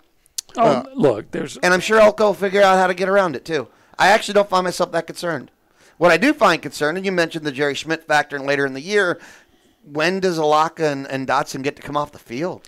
When do they get to catch their breath? That's what I meant a little bit about. Just give them a blow, too. Hopefully they catch their breath when the offense is moving the ball and holding on to it. And in past years, there was a lot of 3-and-outs. That's a good point. The past 2 seasons, there were a lot of 3-and-outs by the offense. Time of possession. Just think about that. You're right, Big O. And pace of play, too. It's also a pace of play thing with Jimbo Fisher. And his teams have always been on the back end, and that's not a negative. And look, Jimbo Fisher's going to tell me I don't know what I'm talking about. And look, he's forgotten more football than I'll ever know. But you think maybe you take, make sure those guys aren't on special teams, especially Alaka, right? Who missed half a game one targeting. Plus, I'm already thin there. I don't want them on the field any more than I have to. So find somebody else to run down on special teams. That'd be an interesting adjustment to watch as the year went on if they're going to have to compensate that way. Yeah, how about only 2 games, but A&M's defense out there for 22 minutes and 32 seconds average the first Should 2 be games. fresh. Not bad, huh? Not bad. Alaka and Dotson should be able to play all those plays and no problem. One of the big stats you looked at, I think it was either last year or the year before, and it came back and said that if you just look at numbers of plays, the A&M defense played 3 more games than LSU. And it'll be really interesting to see if – I thought it was like they played 14 and a half games in a 12-game season. Was that what it was? Right. I think somebody Gabe is really good at all these numbers, and I think that's what he told me, that the A&M defense by plays played 3 more full games than like LSU. Well, it'll be really interesting to see if A&M plays fewer plays than some of these other teams. With an offense that look, not going to score every drive, but hey, less 3 and outs. They're helping Football you out. 101. Yeah, what you're saying, 107 plays thus far. And there was, the last few years, we've seen games where A&M had 100 plays. They had to defend in 1 game. So think about that. So they're better defensively, but they're also getting help from the offense. Correct, yeah. That's a Jimbo Fisher deal. That's where he's in control of everything, and I'm sure that's one of the reasons why Elko came here. Goes, hey, that guy's going to have my back. Oh, by the way, Elko, I thought, called in a heck of a game last week. Clemson offensive coordinator on Monday was talking on their media day and was raving about Elko, by the way. Some of the blitzes were coming from all different plays, run blitzes. Remember just before a big play they gave up, but it was just before the Clemson touchdown, and they bring Deshaun Caper-Smith on a blitz, and Clemson runs the ball, but he makes the tackle on the backfield for about a 2 or 3 yard loss. And that ended up leading to that 3rd and 14 that they picked up before the first touchdown. But he was dialing up different blitzes and doing all kinds of things. And the big plays, like we talked about earlier, the big plays, A&M had a chance to defend those. They had guys in position, they didn't make the play. And that, the coordinator can only call the plays that get you in position. At some point, the player has a responsibility to actually make the play. But I thought Elko called a heck of a game. But I think what helped them was, to me, it started the D-line. They couldn't run the ball, except for the quarterback, Bryant, making some runs. They shut down Clemson's running Clemson attack. didn't get the easy yards because they couldn't just hand it at the end and get 3.5. Does that surprise you? So that helps you. No. With the front 7, it's what we thought, right? I thought so. I thought yes, thank you. I thought Clemson would get a few more yards in its power game. I thought they'd be able to run the ball. Not great, but I thought they'd be able to run the ball a little better than what they did with their experienced line. Cole Kubek of the SEC Network, who's an offensive lineman, and I got to trust what he says. He sees some of those guys more than I do, especially like Clemson. And he was saying, look, Clemson's offensive line is not the physical go out and mash you type offense that's like make contact and kind of take you where you want to go. Which is kind of the way Arkansas used to do it under Bielema when they were good. And so he said that he felt like that A&M's defensive front would have a really good game because they were more physical. Now, we'll see moving forward, but I think we all assumed that A&M's defensive line was going to have a good year. They have a lot of talented guys, and they showed it. And it was great, by the way, to actually see that front 6 live up to all the expectation because we had pretty high expectation for what their upside could be. Matabike making that big play even early. And we talked about him here on the Zone Game Day show before and what he potentially could do. And I also just, as obvious as this is, Kiki outside wide, whether it's versus the run or the pass, is phenomenal to watch play out there. It doesn't matter what he's being asked to do. The way he was reading their screenplays, the way he was just defending everything is amazing. And don't you like a coach that looks at his individual players and he says, okay, this is what you're good at, so this is what I'm going to ask you to do, and I'm not going to try to take away what you're good at, or I'm not going to try to ask you to do something that you're not as good. And Elko comes in and says, Dalen Mack, your strength is getting upfield, creating havoc. That's true. So I want you to get upfield and create havoc. I got tired in years past of hearing how this guy is our best guy at this position and making 2 positions weaker for it versus putting everybody in their best spot. Just want to say that. And obviously, as we're seeing now, the philosophy is put everyone where they do best. Very simple. You almost want to sit there and hit your head on something. It's so obvious. And not telling a guy like that, say, well, what I want you to do is occupy blockers. But I don't do that well, Coach. I know, but this is what you're going to do. Or maybe, yeah, I can do that, but what I'm really good at. Plug people. Aren't coaches. Like let's go Nolan to throw a screwball. But let's go one-on-one again. Isn't coaching about putting all your players in the position that they do the best? Isn't that just what coaching is? A big part of it. But sometimes it's hard for players to accept. I noticed when we were talking to Mac, you could tell when he was asked what's the difference this year and last year where he's at.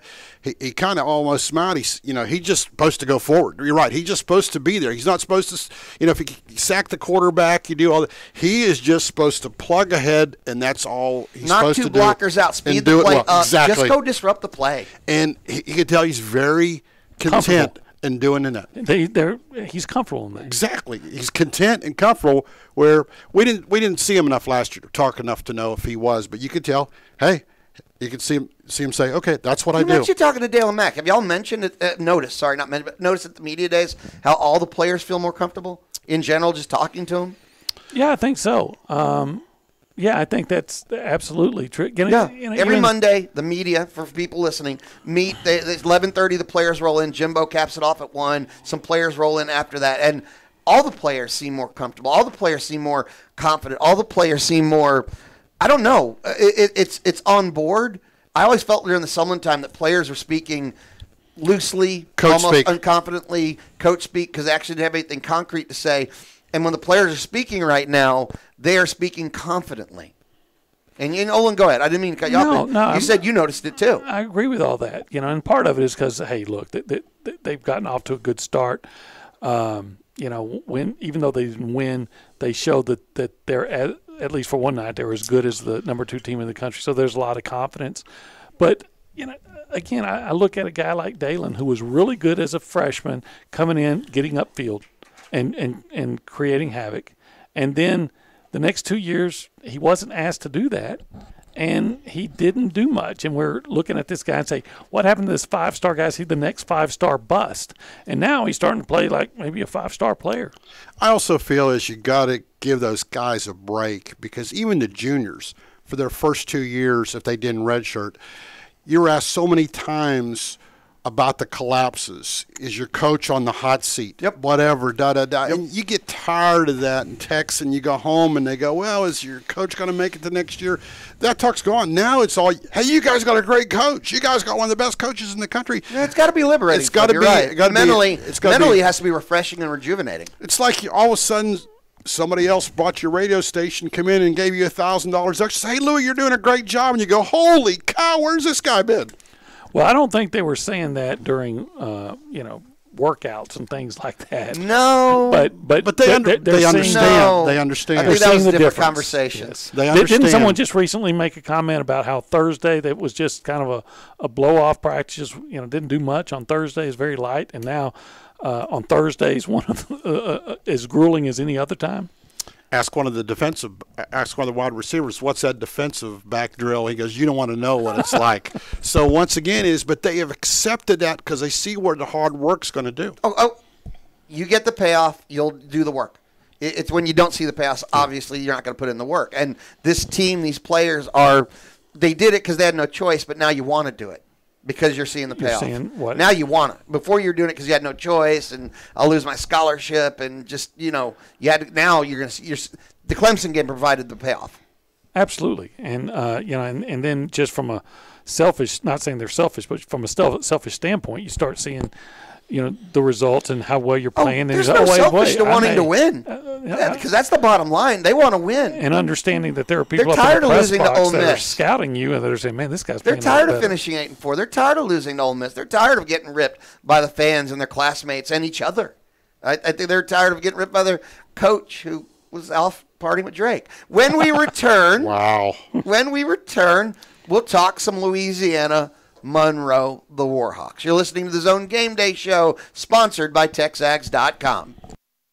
I'm Chelsea Reber with your community calendar on the Zone, brought to you by the folks at Circle X Country Store. You're invited to the Cooks Point Volunteer Fire Department annual barbecue and auction Sunday at the Caldwell SPJST Hall. Lunch starts at 11 and the auction starts at noon. The Blinn College District invites the community to the Bryan campus to celebrate Constitution Day alongside a leading political researcher. Keith Gaddy will present Monday from noon to 1 in the Blinn Bryan Student Center, room F120. The presentation is free and open to the public. Sign up now for the Zone All Access Update, your daily email newsletter with all the details on the day's guests, contests, events, promotions, and everything you need to know for the Zone each day. Sign up now for the Zone email newsletter at zone1150.com. Community Calendar is brought to you by Circle X Country Store. Lose yourself in a wonderful mix of one-of-a-kind gifts, the latest in ladies' clothing and accessories, plus cinch for men.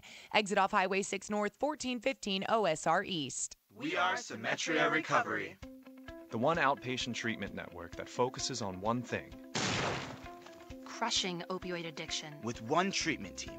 Counselors, doctors, nurses, psychiatrists. One proven method, the Symetria method. With a success rate 4 times the industry average. Call 844-847-6999. That's 844-847-6999. Hey, opioid addiction, we number. For nearly 2 decades, TexAgs has been the #1 Aggie community online. And thanks to that community, we've been able to grow into so much more. TexAgs is now an industry-leading media company that covers Aggie football, basketball, baseball, and recruiting like nobody else. Our staff of over 30 consistently delivers in-depth analysis, X's and O's breakdowns, award-winning video content, and the most reliable inside information you can find. So if you love the Ags, come check us out at texags.com and become a premium subscriber. texags.com/subscribe. Uncork and unwind at Peach Creek Vineyards, a unique Texas vineyard and winery located right here in College Station. Enjoy local wines as you experience the tranquility and peace of Texas country charm found at Peach Creek Vineyards. Sip with friends in the tasting room or under the pavilion overlooking the vineyards and ponds. Open Tuesday through Friday, 3 to 6, Saturday from noon to 6, and Sundays by appointment. Learn more at peachcreekvineyards.com and find Peach Creek Vineyards on Facebook for upcoming events. Hi, this is Bobby Jenkins with ABC Home and Commercial Services. This is the time of year when rodents are flourishing. That means rats, raccoons, and mice are seeking shelter inside your home. No matter what kind of rodents you have, ABC can create a plan to get rid of them. Close up the openings where they come in and catch any that may be in your home. Plus, all ABC specialists undergo background screening so you can feel comfortable with our team on your property. ABC Home and Commercial Services, specialists for your environment. For courteous service, just call ABC Home and Commercial Services. Be good to your vehicle, and it'll be good to you. Hi, I'm Gabriel Garcia from Traditions Mobile One Oil and Lube. And while that's a simple concept, it's so true.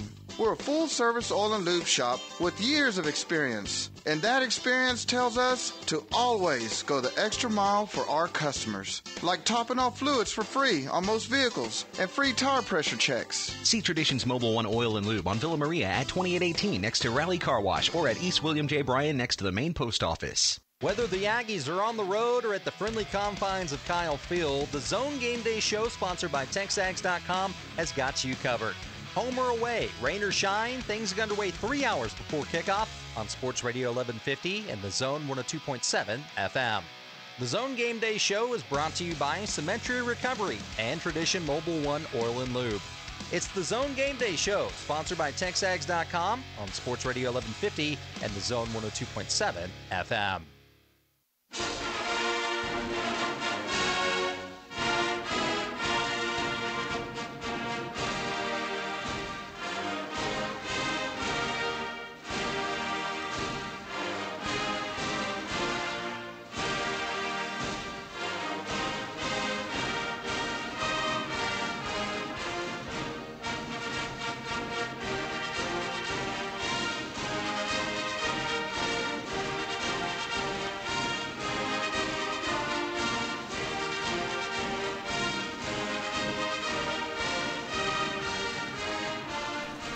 If you're watching us on our YouTube channel, because we stream each and every show, we do. You can watch the Zone Game Day show, sponsored by TexAgs.com, on our YouTube channel and Facebook, Zone 1150, and on our YouTube channel, which just search Zone 1150 on YouTube. You notice that Cheyenne has brought it. You're on camera. It's right there. Oh, man. She has brought us nachos, from Fuzzies. Nachos from Fuzzies. They have catered the Brian Broadcasting hospitality tent today. You ever get the trash can lid nachos there? No. Oh, it's a great bargain. Is that right? Yes, you get literally this. Now it's not a used trash can, but okay. literally trash can lid full of nachos and whatever meat you decide that you want, and then queso and guacamole. It's amazing. You're never going to hear me argue about nachos. I wonder where all my trash can lids have been gone. Now I know. They're breaking into the Cessna household, stealing College trash Station, can yeah, lids. what the deal? So, yeah, if you're watching us on our Zone Facebook page, Zone 1150, or our YouTube channel, which just search Zone 1150, and the Belucci Hour is on Facebook, and it's on our YouTube channel. The Zone pregame, our Zone Game Day show, sponsored by TexAgs.com, is on our Facebook channel and our YouTube channel. And, you know, you can listen to us online, radioaggieland.com. You can watch us. We have a lot of fun. And today, very special, you can text us. You can text us today. Also, we're taking questions, comments, or opinions. Text us at 979-693-1150. 979-693-1150. Guys, I want to talk a little bit about Louisiana Monroe and the Warhawks. And I think we should start with the quarterback, Caleb Evans. He's a junior. He made that Maxwell Awards watch list in the preseason. And he can run. He can pass. They run a one-back. They spread. He's kind of going to be the center point of their offense. And I've never seen him play, but I've heard good things about him. He's, I think he's a senior. I think he's got a guy that's been proven that plays really well at his level, and is a guy that can make plays. And so, yeah, you're going to go in, and this guy, and I think for what they do, I think it's a great matchup for A&M. It's the kind of opponent you want to see this week, because after struggling in the secondary and some of the things you didn't do last week, this is a great opponent to come in, and what they're going to show you, they're going to give you an opportunity to get better, to show that you got to, especially for the opponent that you got next week. You want to get a look at some things. The worst thing I think you could do is if you were playing a team that's going to run the ball 50 times this week. Especially, we'll say, a sub-70th ranked team in the country that thinks they're going to come in and run the ball at you. It wouldn't be a challenge or a test. There wouldn't be a lot to learn or grow from, to be honest. Yeah, this guy's going to come in, from what I can read and talk to people. And like I said, I talked to a buddy of mine that watched him play last week and a couple weeks and seeing him develop, because that's his school. And he says, the guy's going to be able to make plays with his legs and with his arm. And his O said that's going to really help A&M go on next week since they go to Alabama. But also, once again, we'll get to see a little bit more of Elko's defense, see how he adjusts. And, last week the Clemson quarterbacks were pretty mobile. They were going to run the ball, particularly Bryant, as I mentioned, in the second half. So, once again, if A&M lets up, these guys will be able to score some points. They'll move the ball, and you want to see them dominate. You're going to get your tackling tested anytime you have a mobile quarterback, right? So there'll be things A&M defense will be challenging. Caleb Evans, just to give you a little hint into, I mentioned Maxwell Award preseason watch list, Manning Award preseason watch list, Earl Campbell Award, Tyler Rose Award preseason watch list, Sun Belt, a preseason award, all Sun Belt second team selection. Just, he has accolades despite it. It's Louisiana Monroe, but still he made those preseason award watch lists. And along with Green, the other wide receivers got some nice numbers, complimentary. They also throw the tight end. Oh, we haven't mentioned Marcus Green yet. That's what I'm saying, yeah. Yeah, a guy with already 4 the number 2 guy passes. we need to circle is Marcus Green, wide receiver. No, I meant the second receiver, not the number 2 guy. I'm sorry. Their second receiver's got decent numbers. I don't know the numbers. I looked at him before. That he's doing well, too. So they have 3 receivers that they can go to. Which, with A&M secondary, we mentioned at the start, if you had any concern out of Clemson, and it was the same concern coming out of Northwestern State, it was the A&M secondary. Right. And they're going to get challenged tonight. And that's what I want to see. Because the one thing that they can do pretty well is throw the ball around. And so if I had some issues last week, then I want to see a team that can throw the ball a little bit. And I want to see how my team's going to respond to that. R.J. Turner, 9 for 120, so not bad for the secondary receiver. Like I said, their tight end's got 5 for 49. So once again, they've got some options. So A&M's not had that first interception yet, and I think when you look at the numbers now, ULM does have some turnovers. So I think with the pressure, 2 interceptions and 81 throws. So I think Ag's got a chance today to get 1 or 2 picks. Are you worried you need A&M to create some turnovers? You haven't seen a lot of them yet early. Not a lot of. I mean, I'm just kind of wondering on that element of the Elko defense. Do you need to see some turnovers to feel better about that element of what they do? No, I think turnovers is one of those things that just kind of happens. A lot of times it depends on the other team not making big mistakes. And, you played a Clemson team that everybody talks about their defensive line, but, oh, by the way, they're very explosive and they have a senior quarterback and they, big receivers. They don't beat themselves type of team.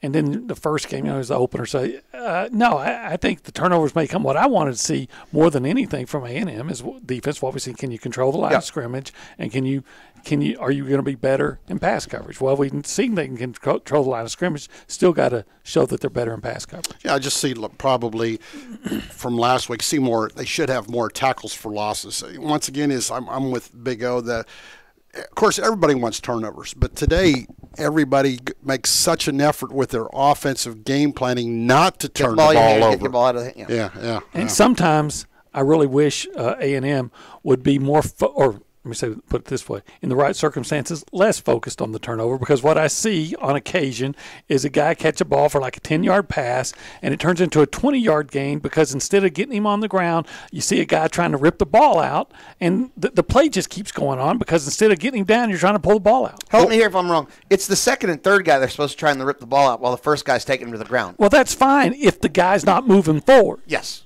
Don't hit him from behind to try and rip the ball out and knock him forward 5 yards. If he still has some momentum and you come over and you're trying to get the ball out, and that's what I see. That's the guy I hate. Run behind and knocks the guy ahead 5. Or he misses the guy and go off his back and he still picks up more yards. I just go like that just drives me crazy. Get the guy tackled. Louisiana Monroe on their defensive side, the players that they highlighted, kind of interesting, both their defensive ends kind of pop up. One of them had a great big game against Southern Miss, got recognized for that heading into the season, the other defensive end. So this could be another challenge for the A&M offensive tackles, who we talked about earlier in the game. Be a good, again, I don't know that much about them, but if they're Donald Lewis Jr., one D, and Sam Miller, the other. And if they're combined good enough, for 5 sacks. If they're good enough to make you work, great. Then let's see, you go out and do the work. But here's the thing about did you know that A&M entered this weekend with, I think, the second most plays of offensive plays 10 yards or more in the country.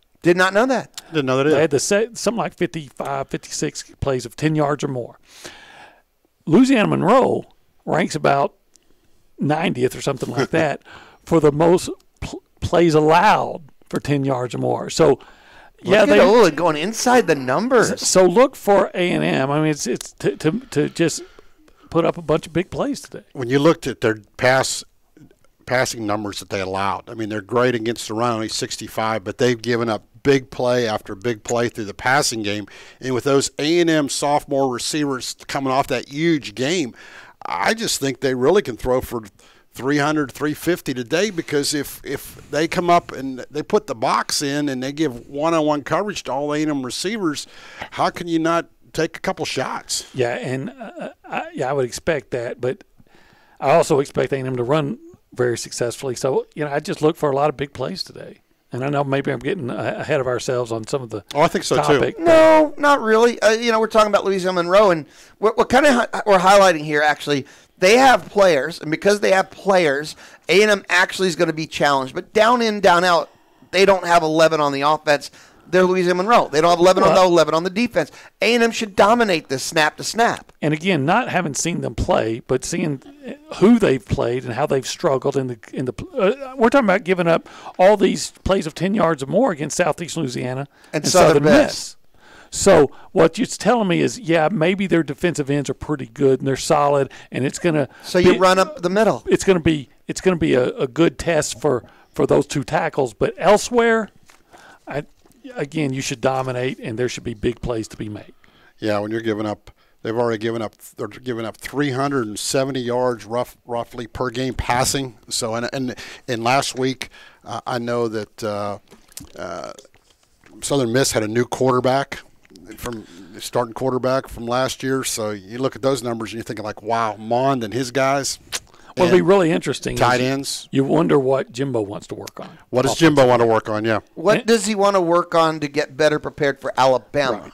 Does he really want to hone the passing game? Does he really want to? Are there formations he want to be? Yeah. Does he want to be crisper in? And he's going to run them regardless of Louisiana Monroe. What does he want to show Alabama to make them spend a day on something? He knows Saban. If I was Alabama, I know I'd be watching the Clemson tape and probably wouldn't have to worry about I understand this that. one. Yeah, you're right. You wouldn't be spending that. But it's Alabama. They have their 52. They're gonna look 'em all. They have their 52 people that are on the staff, and 12 of them will get this game tape from Louisiana Monroe. Okay, they're charting pregame out there right now. They measured each guys. step they took for the walk-in Yeah. to see if their gait is correct and walking and marching and stuff. I mean, that's the Nick Saban way. We'll take a timeout, come back, and there's plenty more to talk about. Text messages we're going to take. You're listening to This is the Zone Game Day Show, sponsored by TexAgs.com. Everyone makes mistakes. Mistakes can land you on the wrong side of the law. If so, you need someone on your side. Steve Gustitis, attorney at law, has over 20 years' experience fighting felony and misdemeanor charges. Steve Gustitis will fight for you. Call now to set up your free consultation, 823-9111. Qualified people are ready to take your call. Call 823-9111 or visit GustitisLaw.com to see how Steve Gustitis can put the law on your side. Hi, this is Bobby Jenkins with ABC Home and Commercial Services. This is the time of year when rodents are flourishing. That means rats, raccoons, and mice are seeking shelter inside your home. No matter what kind of rodents you have, ABC can create a plan to get rid of them. Close up the openings where they come in and catch any that may be in your home. Plus, all ABC specialists undergo background screening so you can feel comfortable with our team on your property. ABC Home and Commercial Services, specialists for your environment. For courteous service, just call ABC Home and Commercial Services. For nearly 2 decades, TexAgs has been the #1 Aggie community online. And thanks to that community, we've been able to grow into so much more. TexAgs is now an industry-leading media company that covers Aggie football, basketball, baseball, and recruiting like nobody else. Our staff of over 30 consistently delivers in-depth analysis, X's and O's breakdowns, award-winning video content, and the most reliable inside information you can find. So if you love the Ags, come check us out at TexAgs.com and become a premium subscriber. TexAgs.com/subscribe. Aggie football is here, and Texas A&M Transportation Services offers parking and shuttle options. Pay $20 and $25 cash to park near Bush Library, Bonfire Memorial off University, Northside Garage, or Agronomy Road. Ride free shuttles to campus lots, the downtown Bryan shuttle, or get to the Grid shuttle from Momentum Plaza. For pre- and post-game traffic and parking info, or to purchase parking before the game, download the Destination Aggieland or Park mobile app, or visit transport.tanu.edu/football. Follow us on Twitter at GetToAggieGame. Catch the Bellucci Hour every Tuesday and Thursday from noon till 1, where we expect to see you at the tap to get your Aggie football fix with Ryan Broninger, TexAg's lead recruiting analyst, and Billy Lucci himself. Get Aggie previews, reviews, and recruiting info, plus a special in-restaurant-only pick'em contest. And enjoy lunch specials, which always include a side and a drink. If you can't make it in person, watch the Bellucci Hour live on Facebook and YouTube. The Bellucci Hour every Tuesday and Thursday at the tap from noon till 1. The 2018 Fighting Texas Aggie football season is underway, and the Zone has got your coverage from beginning to end on all our social media platforms. Follow the Zone on Twitter at Zone1150, Instagram at Zone1150, and Facebook at Facebook.com/Zone1150. We've even got our very own YouTube page, Sports Radio The Zone 1150. The Jimbo Fisher era is underway, and the Zone has got all the sights and sounds you need. Twitter, Instagram, Facebook, and YouTube. Follow the Zone on social media today.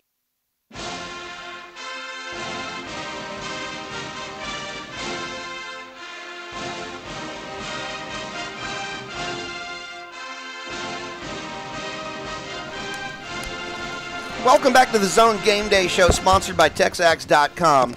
There are other games going on across the country. 6:30 tonight, the only game that matters this weekend is A&M, Louisiana Monroe. We're very aware of that, but right now, it's funny. When we go to the little timeout here, take a commercial break, we stare at the scoreboard.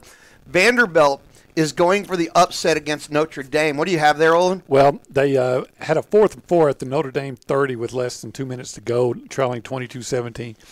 Did not. Oh, man. So they had their shot. Notre Dame's 22-17 with the ball, and it looks like they're going to close it out. Fire Derek Take the knee. But Arkansas is trailing North Texas 31-10. So Arkansas is down 21 points to North Texas. Is that fourth quarter score? No, I think it's third. Oh, my God. Maybe it's even second. So North Texas can run up the score? They have a really good offense, actually. It's North Texas second does. with 1:51 to Is play. Seth Luttrell still head coach at North Texas? Am I right on that one? I'd have to look it up. I don't know who the coach is. I have no idea. Okay. Anyway. I know this. Arkansas, they just even if they come back and win, you gave up 31 points to North Texas. They always have a couple guys seemingly early each week and up for that Earl Tyler, Earl Campbell. Earl Tyler? One of them's fine or whatever. So a week ago they blew a 17-point third-quarter lead to Colorado State. Now they're going to have to try and come back. Which is getting Colorado State, by the way, down 27-3 to Florida at halftime. Wow. Colorado State's a bad team.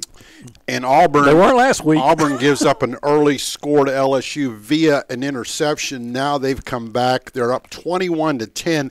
LSU, if you're out on partying or whatever, you'll want to watch the play where they went for it at midfield on fake punt. The punter tried to do Tim Tebow, catch the ball, run up, and jump, and he threw a jump pass to no one. Overthrew the guy. The guy was open. The guy was open. He almost threw it so bad it could have been intercepted. It's one of those things where if Les Miles was the coach, it would have been as bad as he threw it. Somehow it would have been complete, and everybody says, Les Miles. But there was no one there. Does it again. Horrible play, and then Auburn goes 50 yards, scores a touchdown. So midway through the third quarter, and Auburn, you could tell coaching adjustments. They were getting stuffed early. Now they're being able to run the ball on LSU, and LSU's got to be one frustrated team Auburn right now. hasn't scored a touchdoand since that opening drive, which was a short field off the Stidham INT, right? Correct. Correct. That's the LSU offense you expected. That's it. But they at halftime they had more yards. They went down and missed a field goal. I'm fascinated by LSU. Why does it not matter who the coach is, but they can't get any offense going? They got rid of Les Miles because he refused to, move to the 21st century offensively. They bring in Ed O. He brings in Matt Canada, one of the alleged modern offensive minds, and boots him after a year because it's too modern for him. And one more score. Is it not fascinating? One more score you might want to call John Langham. BYU ahead of Wisconsin, 21-14. And I guarantee you in Arizona, they're saying, See, BYU is just a good team. That's why we lost that opener. If Houston beats Texas Tech, is that what they're going to say about Arizona too? Yes, they'll say, look, Arizona, they're 0-2 because they play good teams. It's always amazing. No, they're not. You always play a good team no matter who you are. The other team's always good, isn't it? Yeah, I just find myself fascinated by these early. Okay, Scott Frost is 0-2. I saw this stat. Kansas has more wins against Division I teams than Arizona, Nebraska, Florida State, and North Carolina combined. Kansas just dismantled Rutgers. Now, that doesn't surprise 55-14. me. Well, 55-14. Well, it does surprise me because David Beatty gets a lifetime contract because he won 2 in a row now. Against Power 5 teams, right? But the last time they did it against Power 5 conference teams was 2011. Oh, you went conference on us. That's different. 2011. Back to back. Power 5 conference. Power 5 conference teams. 2011. That's amazing. And so the Ohio State game, you just wonder, Ohio State's looked so good early, and they're playing TCU tonight. Is any of that, a mirage at all? How good Ohio State's looked? I don't Probably know. not. I've never bought into TCU is the problem I have. Okay, well, I'm just saying they go out, and you're like, look how good Ohio State is. Look what they did to their first two opponents. I forget who they opened up with, but then they trounced Rutgers. But then Kansas goes out and trounced Rutgers. Rutgers is as bad as advertised. That's been reaffirmed by the Kansas game. And that is one of the great mysteries of college football. When you look at how many, not just good, but great football players come out of New Jersey high schools, and Rutgers sucks on a consistent basis. Hey, wouldn't you want to leave there if you were there? Well, I don't know. Yeah. Private school too small? It's a public school. Rutgers is the public. Are they public? They're the public university of New Jersey. Well, let me go ahead and shoot myself in the foot. The three great. We'll do that. The three great mysteries of college football is the Rutgers being so bad all the time that Missouri, when you're in between, you're an hour, 2.5 hours from St. Louis and Kansas City and all the big farm boys in between, and you can't be a consistent winner. And then UCLA. When we come back, we'll answer some of the great mysteries of the A&M universe, maybe. You're listening Olin going deep right there. You're listening to the Zone Game Day Show, sponsored by TexAgs.com. Atkinson Toyota has been proudly serving Bryan College Station and surrounding communities for over 25 years. Whether you're out just looking or ready to make a purchase, our professional sales team believes in doing everything possible to ensure a pleasant experience. Our facility has the latest in state-of-the-art equipment with highly skilled professional technicians. Whether you're out planning to purchase a new or used vehicle, require financing, parts, or service, Atkinson Toyota is committed to providing the excellence and quality that is Toyota. For nearly 2 decades, TexAgs has been the #1 Aggie community online. And thanks to that community, we've been able to grow into so much more. TexAgs is now an industry-leading media company that covers Aggie football, basketball, baseball, and recruiting like nobody else. Our staff of over 30 consistently delivers in-depth analysis, X's and O's breakdowns, award-winning video content, and the most reliable inside information you can find. So if you love the Ags, come check us out at texags.com and become a premium subscriber. texags.com/subscribe. You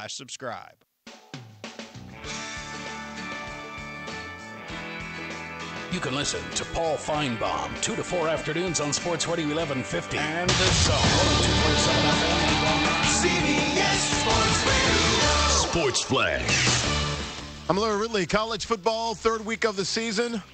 Top 25 action. Games currently in progress, and it's under 15 seconds in South Bend. Number 8, Notre Dame, clinging to a 5-point lead, leading Vanderbilt 22-17, late stages in the 4th quarter. About 10 seconds left. Wisconsin, trailing BYU 21-14. Number 6, Badgers, going into the 4th quarter. Late 3rd quarter, it's Auburn, 21 straight points. They lead number 12, LSU in the SEC West. Battle of the Tigers, Auburn up 21-10. 9 minutes left to go in the 3rd. Auburn head coach Gus Malzahn and his wife donating $2 million to the university, going towards a new football operations building.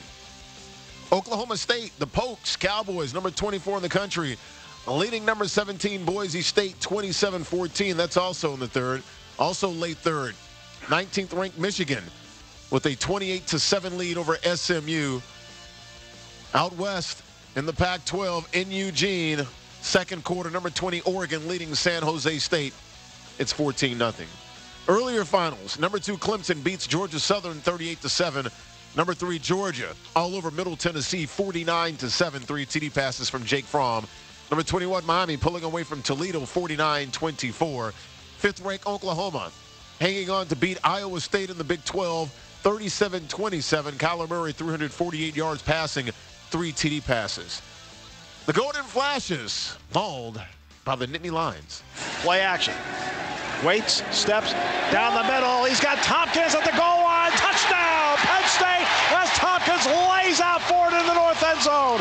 And the Nittany Lions capitalize. Steve Jones on Penn State Radio. Number 11, Penn State destroys Kent State 63-10. QB Trace McSorley, 5 total touchdowns. And number 9, Stanford beats UC Davis 30-10.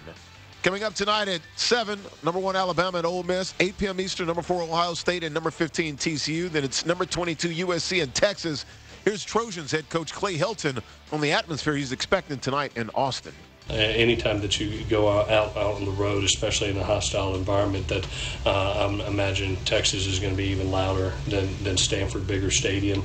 It's a night game. They're a big game for both universities, so it is going to be loud. Boxing news, Floyd Mayweather announcing on his Instagram page that he will fight Manny Pacquiao later this year. They're looking at a date in December. I'm Louie Ridley.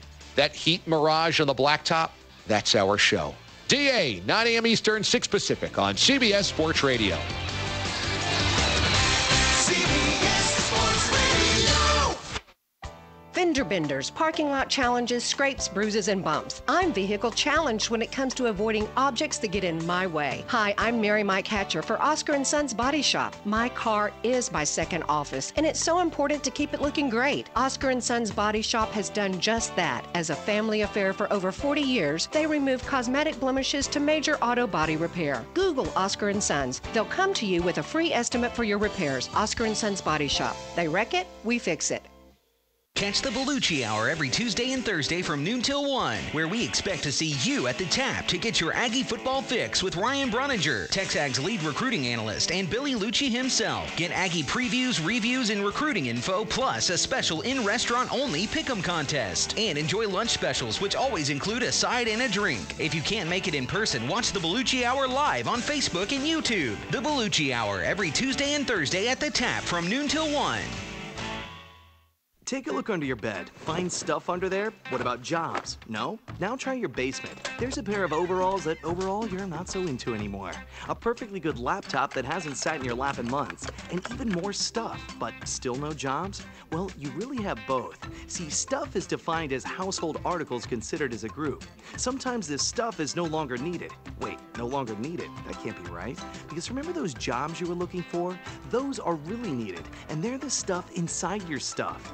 Even inside that winter coat that moved with you to Phoenix. Our job is to unlock those jobs, and it starts when you donate your stuff to your local Goodwill.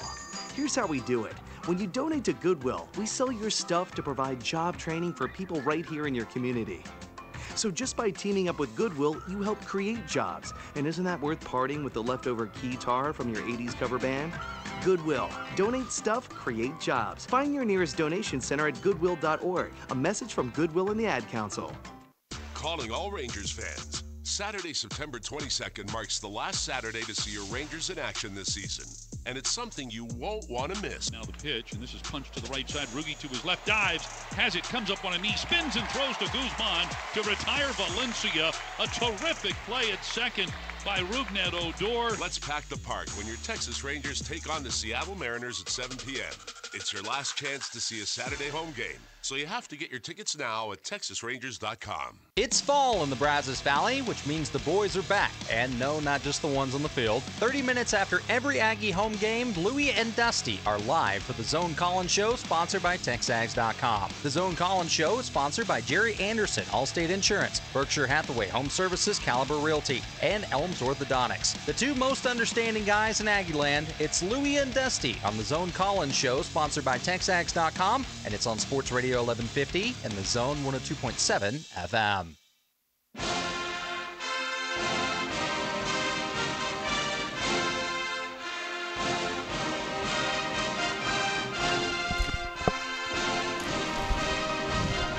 Well, down the stretch we come. 5:30, Andrew Monaco is going to take over here on Sports Radio 1150 and the Zone 102.7 FM. We are your home for Aggie football. Every game from the first game to the bowl game. You hear every single Aggie football game right here on the Zone. You can listen online, radioaggieland.com. Don't forget, once the game is over, home games. 30 minutes after the game is over, Dusty joins me, and you're wondering who is the loud guy. I am Louie. Hi, hello, and welcome. And we together will take your phone calls for 2 hours. Yep, phone calls right after a game. Nothing like the heat of the moment, the alcohol pouring through the veins. It's generally a good time. The Zone Collins Show, that is sponsored by TexAgs.com, but we're not quite done. 5:30, we've got time. This is the Zone Game Day Show. Olin and Cease back with me. I will share this from the Collins Show last week. Wow. When you have those big games like Clemson was, win or lose, right? We didn't have an open phone line, and we have 5 of them for 2 hours, and people were happy and celebrating. For me, I got so tired of the past 2 to 3 years, and all the Aggie fan base became apathetic. Everyone knew A&M was going to win 8 games and go to a middle-of-the-pack who cares bowl. And it was fun to see the Aggie fan base reinvigorated, rejuvenated, fired up, ready to go. Olin, you live in the TexAgs world. You guys live that way every day, though. So for you, it's no big deal. Well, yeah, I mean, every day you guys think you're going 12-0. Some do, or it's the sky's falling. It's a lot of times there's not a lot of in between. But I don't know if I'm going to completely agree that there was apathy, but there was a lot of people that were. You didn't think the last 2 years that people were kind of apathy, almost. I don't know that Aggies are engage? ever apathetic, but I think you found a lot of Aggies that had gotten pessimistic. I thought like a win didn't mean as much because everyone knew losses were coming, and a loss didn't mean that much because, of course, someone was going to lose 4 games. And you entered that weird gray area where it was hard to get too fired up early to get that pissed off. That's apathy. See, wasn't it 2 years ago they started so well and they were number 4 in the first college football poll, and then they crashed. Lost to Alabama, go to Mississippi State. And then last year, you open up with the monumental collapse at UCLA, so you had so much anger. So I don't know, I think it was just, like I said, it had just become pessimistic more than apathetic and just expecting the worst. The old battered Aggie syndrome. Isn't this fun right now, though? Oh, it's everyone absolutely. wants the next game, and everyone's thinking of November of this year, and every game is seen as opportunity now, an opportunity for a win, opportunity to prove something. Isn't this fun?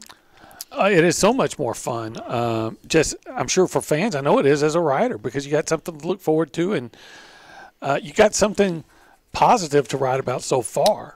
Well, so much the breath of fresh air, because for the last couple of years you deal with the people, and I always say, like, I go to lunch every day, you deal with the people that someone was a dead man walking. So no matter what happened, they weren't happy because they knew A&M was going to lose, what have you. Then you had the people that I would call them sometimes, I guess, good Ags, and they always wanted to see the positive. Why are you guys always so negative to coach someone, whatever? After UCLA game 1 last year. But trust me, I still heard from people that was in his corner. And the problem, you hang out with weird people. And the problem is when you talk about, I think it's a little bit what Olin says, it's hard to get everybody on the same page. But suddenly when Jimbo Fisher comes here, you play Clemson well, and right now everybody is on the same page. And I say everybody, there's one lunatic that always emails me no matter what happens. If he's just claims he's an Aggie, but I just think he's whatever happens, he sees a negative, no matter what it is. I'll stop emailing you. I'm sorry, but I'm just saying is, so to me, once again, it's it's so refreshing for everyone because everybody sees the positive, and it's hard in our society to see positive in everything because we want to say, oh, that person's overweight. That person doesn't do that. That person doesn't do their job well. You're talking about me. But, it's Jimbo is a very positive person. Now, when he gets up there, he says like he's upset. He said what everybody did wrong, but yet he says it in a positive way. There's just no way if you're around Jimbo that you can't say you could see why everybody's excited. What I loved about Jimbo, and I don't mean to be taking a shot at any previous coaches here, but you are. How many times did we see A&M if they played a pretty good game, or if they and lost, or if they lost to a good team? Well, that's a good team. Like no kidding. You're here to beat the good teams because that's what we. What A&M should them aspire being a good to. team is never excuse for you losing because you're supposed to be the good team. So what did Jimbo Fisher? How did he open his press conference this week on Monday? He said, "You know what? I'm angry because I'm looking at, look, our guys fought hard. I'm proud of that, but I'm angry because I look at what we could have done and we lost. There are no moral victories." And he's a demanding guy and he's a tough guy, and that's what I think this program needs because I don't understand why A&M for years hasn't been, as a coaching staff, as a program, as an athletic department, more demanding. I've always said, what do you need to be wildly successful that A&M doesn't provide? I always thought it was perceived that you were being a bad Ag if you were demanding, that you were rocking the boat. I'm serious, too, when I say this. I always thot you were being perceived as a bad Ag if you rocked the boat. You're a 2%er if you demanded things. Maybe I'm speaking from ignorance because I didn't go to A&M and I don't know what a real Aggie is, I guess. But because the kids tried hard and they put out their best effort, and if you don't appreciate that, you're a bad Ag, Olin. Well, to me, you go back is some people say, okay, Sherman didn't want to go into the SEC. He didn't sign on for that. Sumlin came in. He welcomed the challenge to go on the SEC, had the 2 good years. That was good. But, it's been such a downer since then. I mean, it's just been one collapse after another, and 8-5 mediocrity. And I always love, and I'm sure you guys have dealt with this, you deal sometimes with the national. I mean, they go, how is A&M's upset? They went 8-5 and 8-5. And they go, well, you have to live through the 8-5 when they were so high every year, then you just collapse. The national media, of which I used to be part of, they look at A&M as a program that's never been great. They've had pockets of really good success, but hasn't been great since, the modern era. I'm not talking about 1939. So, and they look at A&M and they think, what they say, what is A&M? Where do they have the audacity to expect more? No, he's right. And had based on what? had Oklahoma or Texas or Alabama, or Alabama fires a guy 1 year after a 10-2 season, Mike Shula, and you absolutely get it.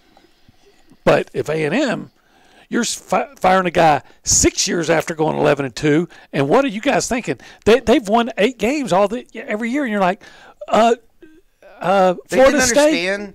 A&M wanted more. I mean, Clemson. That Clemson, answer was mystifying to the national media. Why did A&M fire someone? They wanted more. And Clemson, fired Tommy Bowden when they were averaging about 8 wins a year, and then they hired Dabo, and now you get it. But for whatever reason, now, and the national media loved Kevin because when they would call, he would take their calls. He'd be overly cooperative with them. He was Coach Cool. He was also Coach Cool to the national media. To the national media. I remember I had guys from the national media at SEC Media Days. Man, don't you you're the luckiest guy in the world. You cover this guy every week. I said, well, maybe it's not what you think. So A&M was getting all this criticism for, I used to say, they'd say, well, A&M has gone to a bowl game every year. They've gone to the Chick-fil-A Bowl, the Music City Bowl, the Liberty Bowl, the Texas Bowl. And I said, that's like... But it's not a New Year's Six Bowl. And where's the Cotton Bowl? And where's the college football playoff? I said, that's... And then you say that, and they look at you like, who are you to demand it? It comes back to what you said. Right. This whole statement began, and most of the national folks always look at A&M as, who are you to demand it? If that's not your goal, you can never achieve it. You don't make decisions that lead you down that path. Who is Clemson? And you have to have that standard, and that has to be your goal line. And every decision you make has to be filtered through that if you're ever going to reach it. Absolutely. You're preaching to the choir there. And that's what A&M has done. Finally. Well, the last part was the coach. But I think since A&M joined the SEC, every decision they've made has actually been filtered through that one goal until they got to the coach. Because they thought someone was and gave them every chance. And there were other things they took care of. Look, the facilities was one of them. There's the players' lounge, all this stuff that factors into it nowadays. Every decision since they've joined the SEC, I think, has been filtered through that one statement.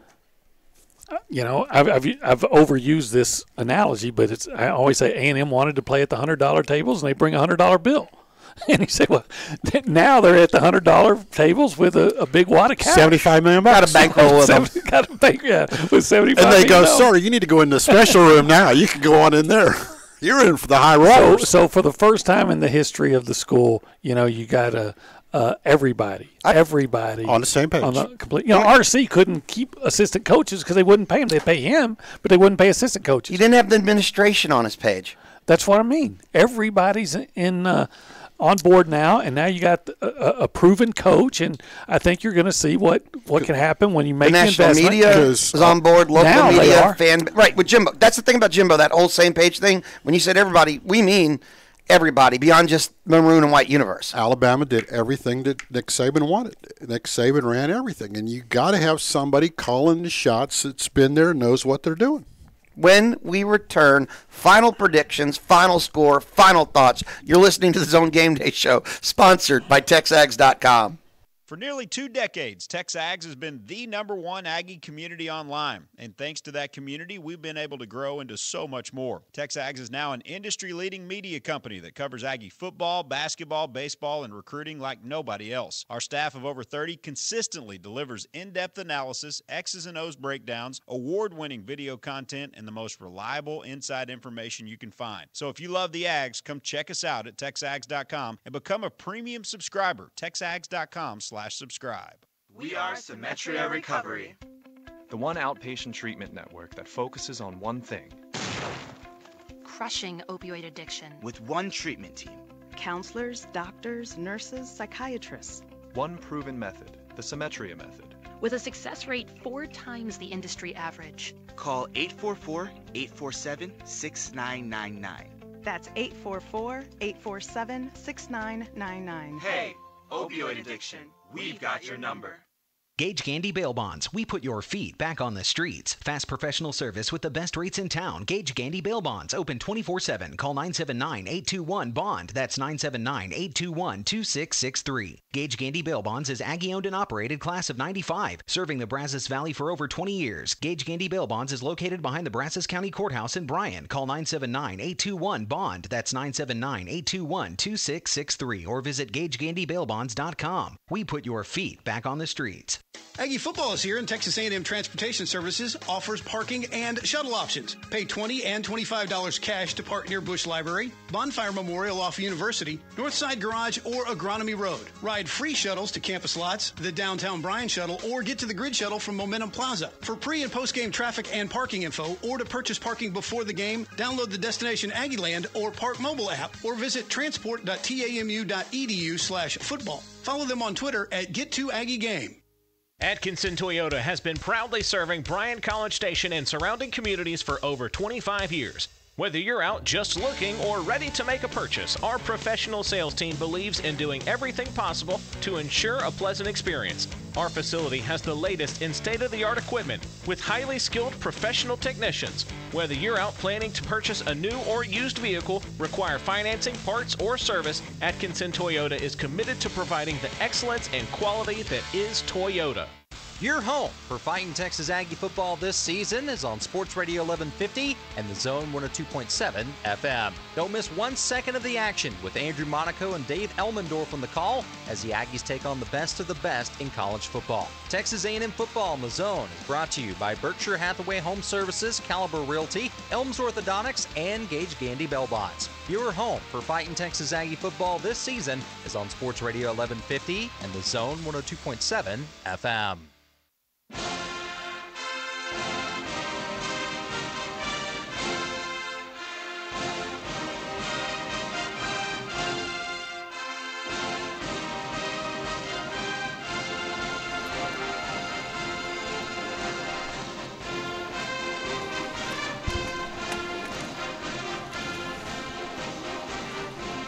We love looking at that scoreboard on a Saturday. So many bad teams slapping each other to death. There's not really, if you took a look across the nation today, there's not a lot of those marquee spotlight, high-profile games. I mean, you had, number 7 and 11 was LSU Auburn, somewhere in there, and that was a 10-point line. But Duke and Baylor, and Duke is what? Who's got the score on that one? Duke's way up over Baylor, which kind of surprised me because Duke lost their quarterback, and that's why the line went.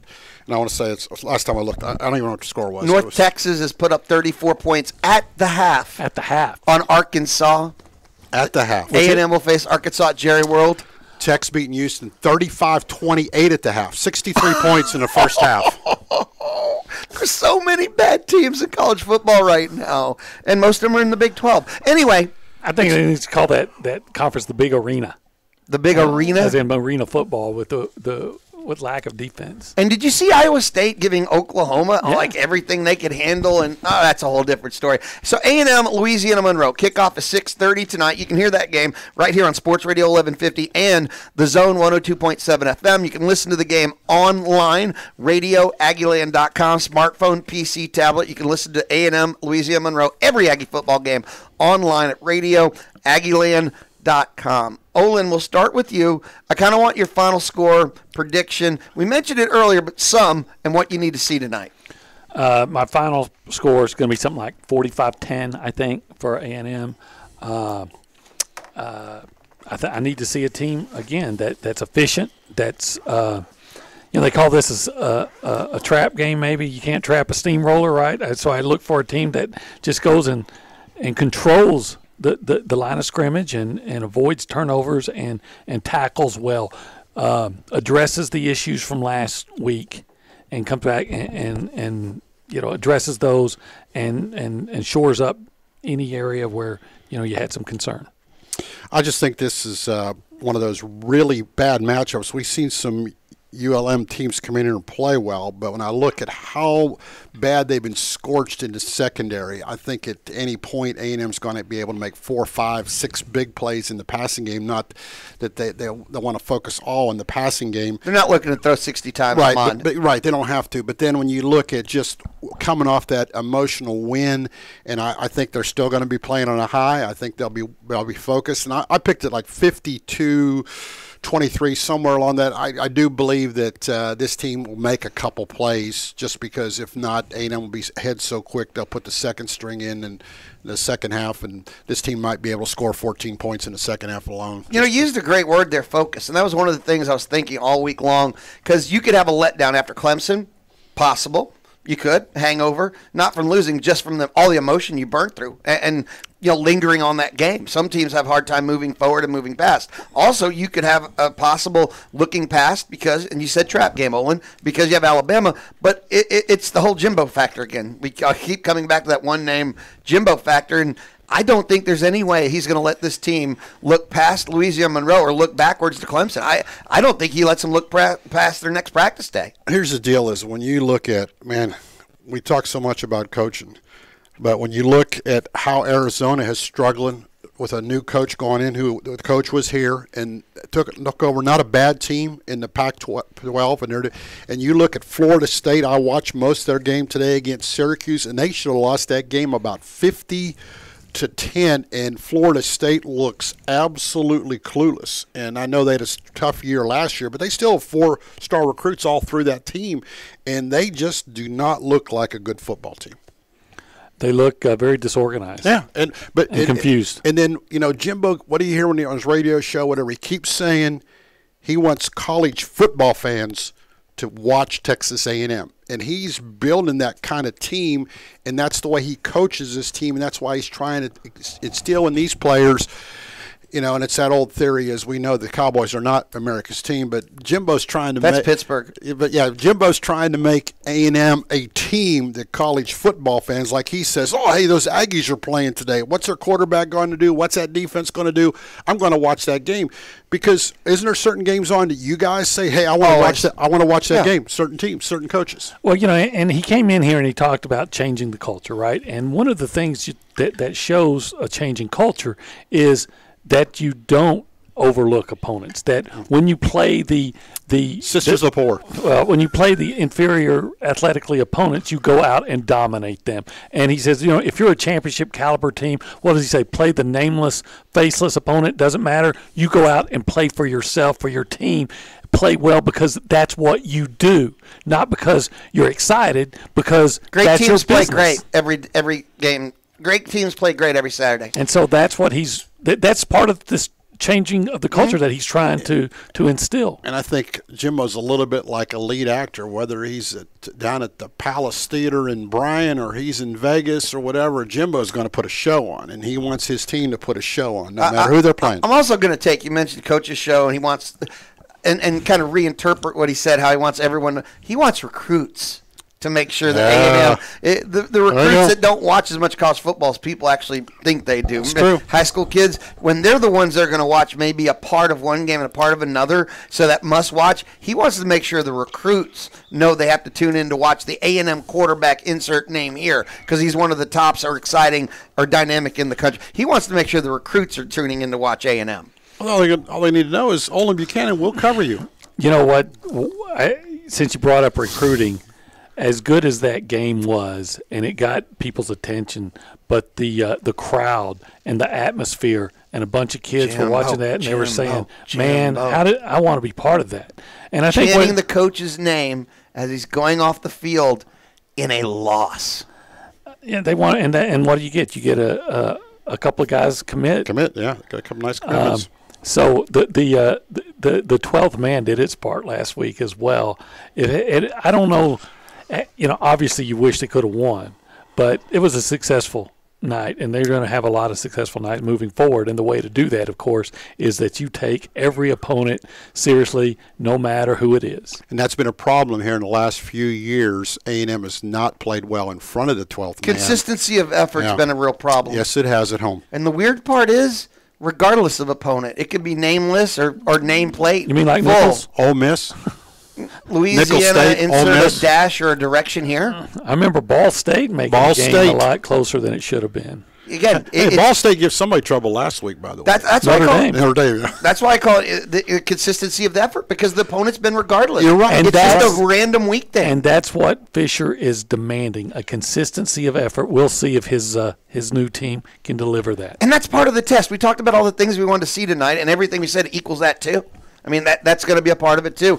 Olin, thank you so much. I'll see you like Kentucky. That's the next time we'll be back here. Cease, thank you too. I'll bring the bourbon, you bring the horse racing next time. Next week, Tuscaloosa, the Zone Game Day show, sponsored by TexAgs.com, will be at 11:30, and you will have Dusty, Rich, and Bryce. The three of us will be back for Kentucky. Enjoy your Saturday. Have an amazing game day. 30 minutes after the game goes final, call me and Dusty on the Zone Call-In Show. Have a great Saturday, everybody. Calendar on the Zone. The community is invited to the Bryan ISD Administration Building Open House Monday from 3 to 6 p.m. Visit bryanisd.org for more details.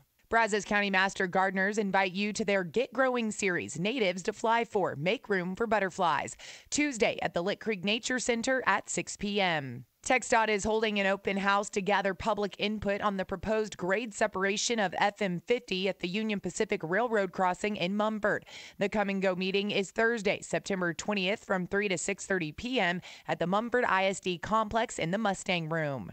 Sign up now for the Zone All Access Update, your daily email newsletter with all the details on the day's guests, contests, events, promotions, and everything you need to know for the Zone each day. Sign up now for the Zone email newsletter at zone1150.com. I'm Chelsea Reber for Sports Radio 1150 and the Zone 102.7 FM.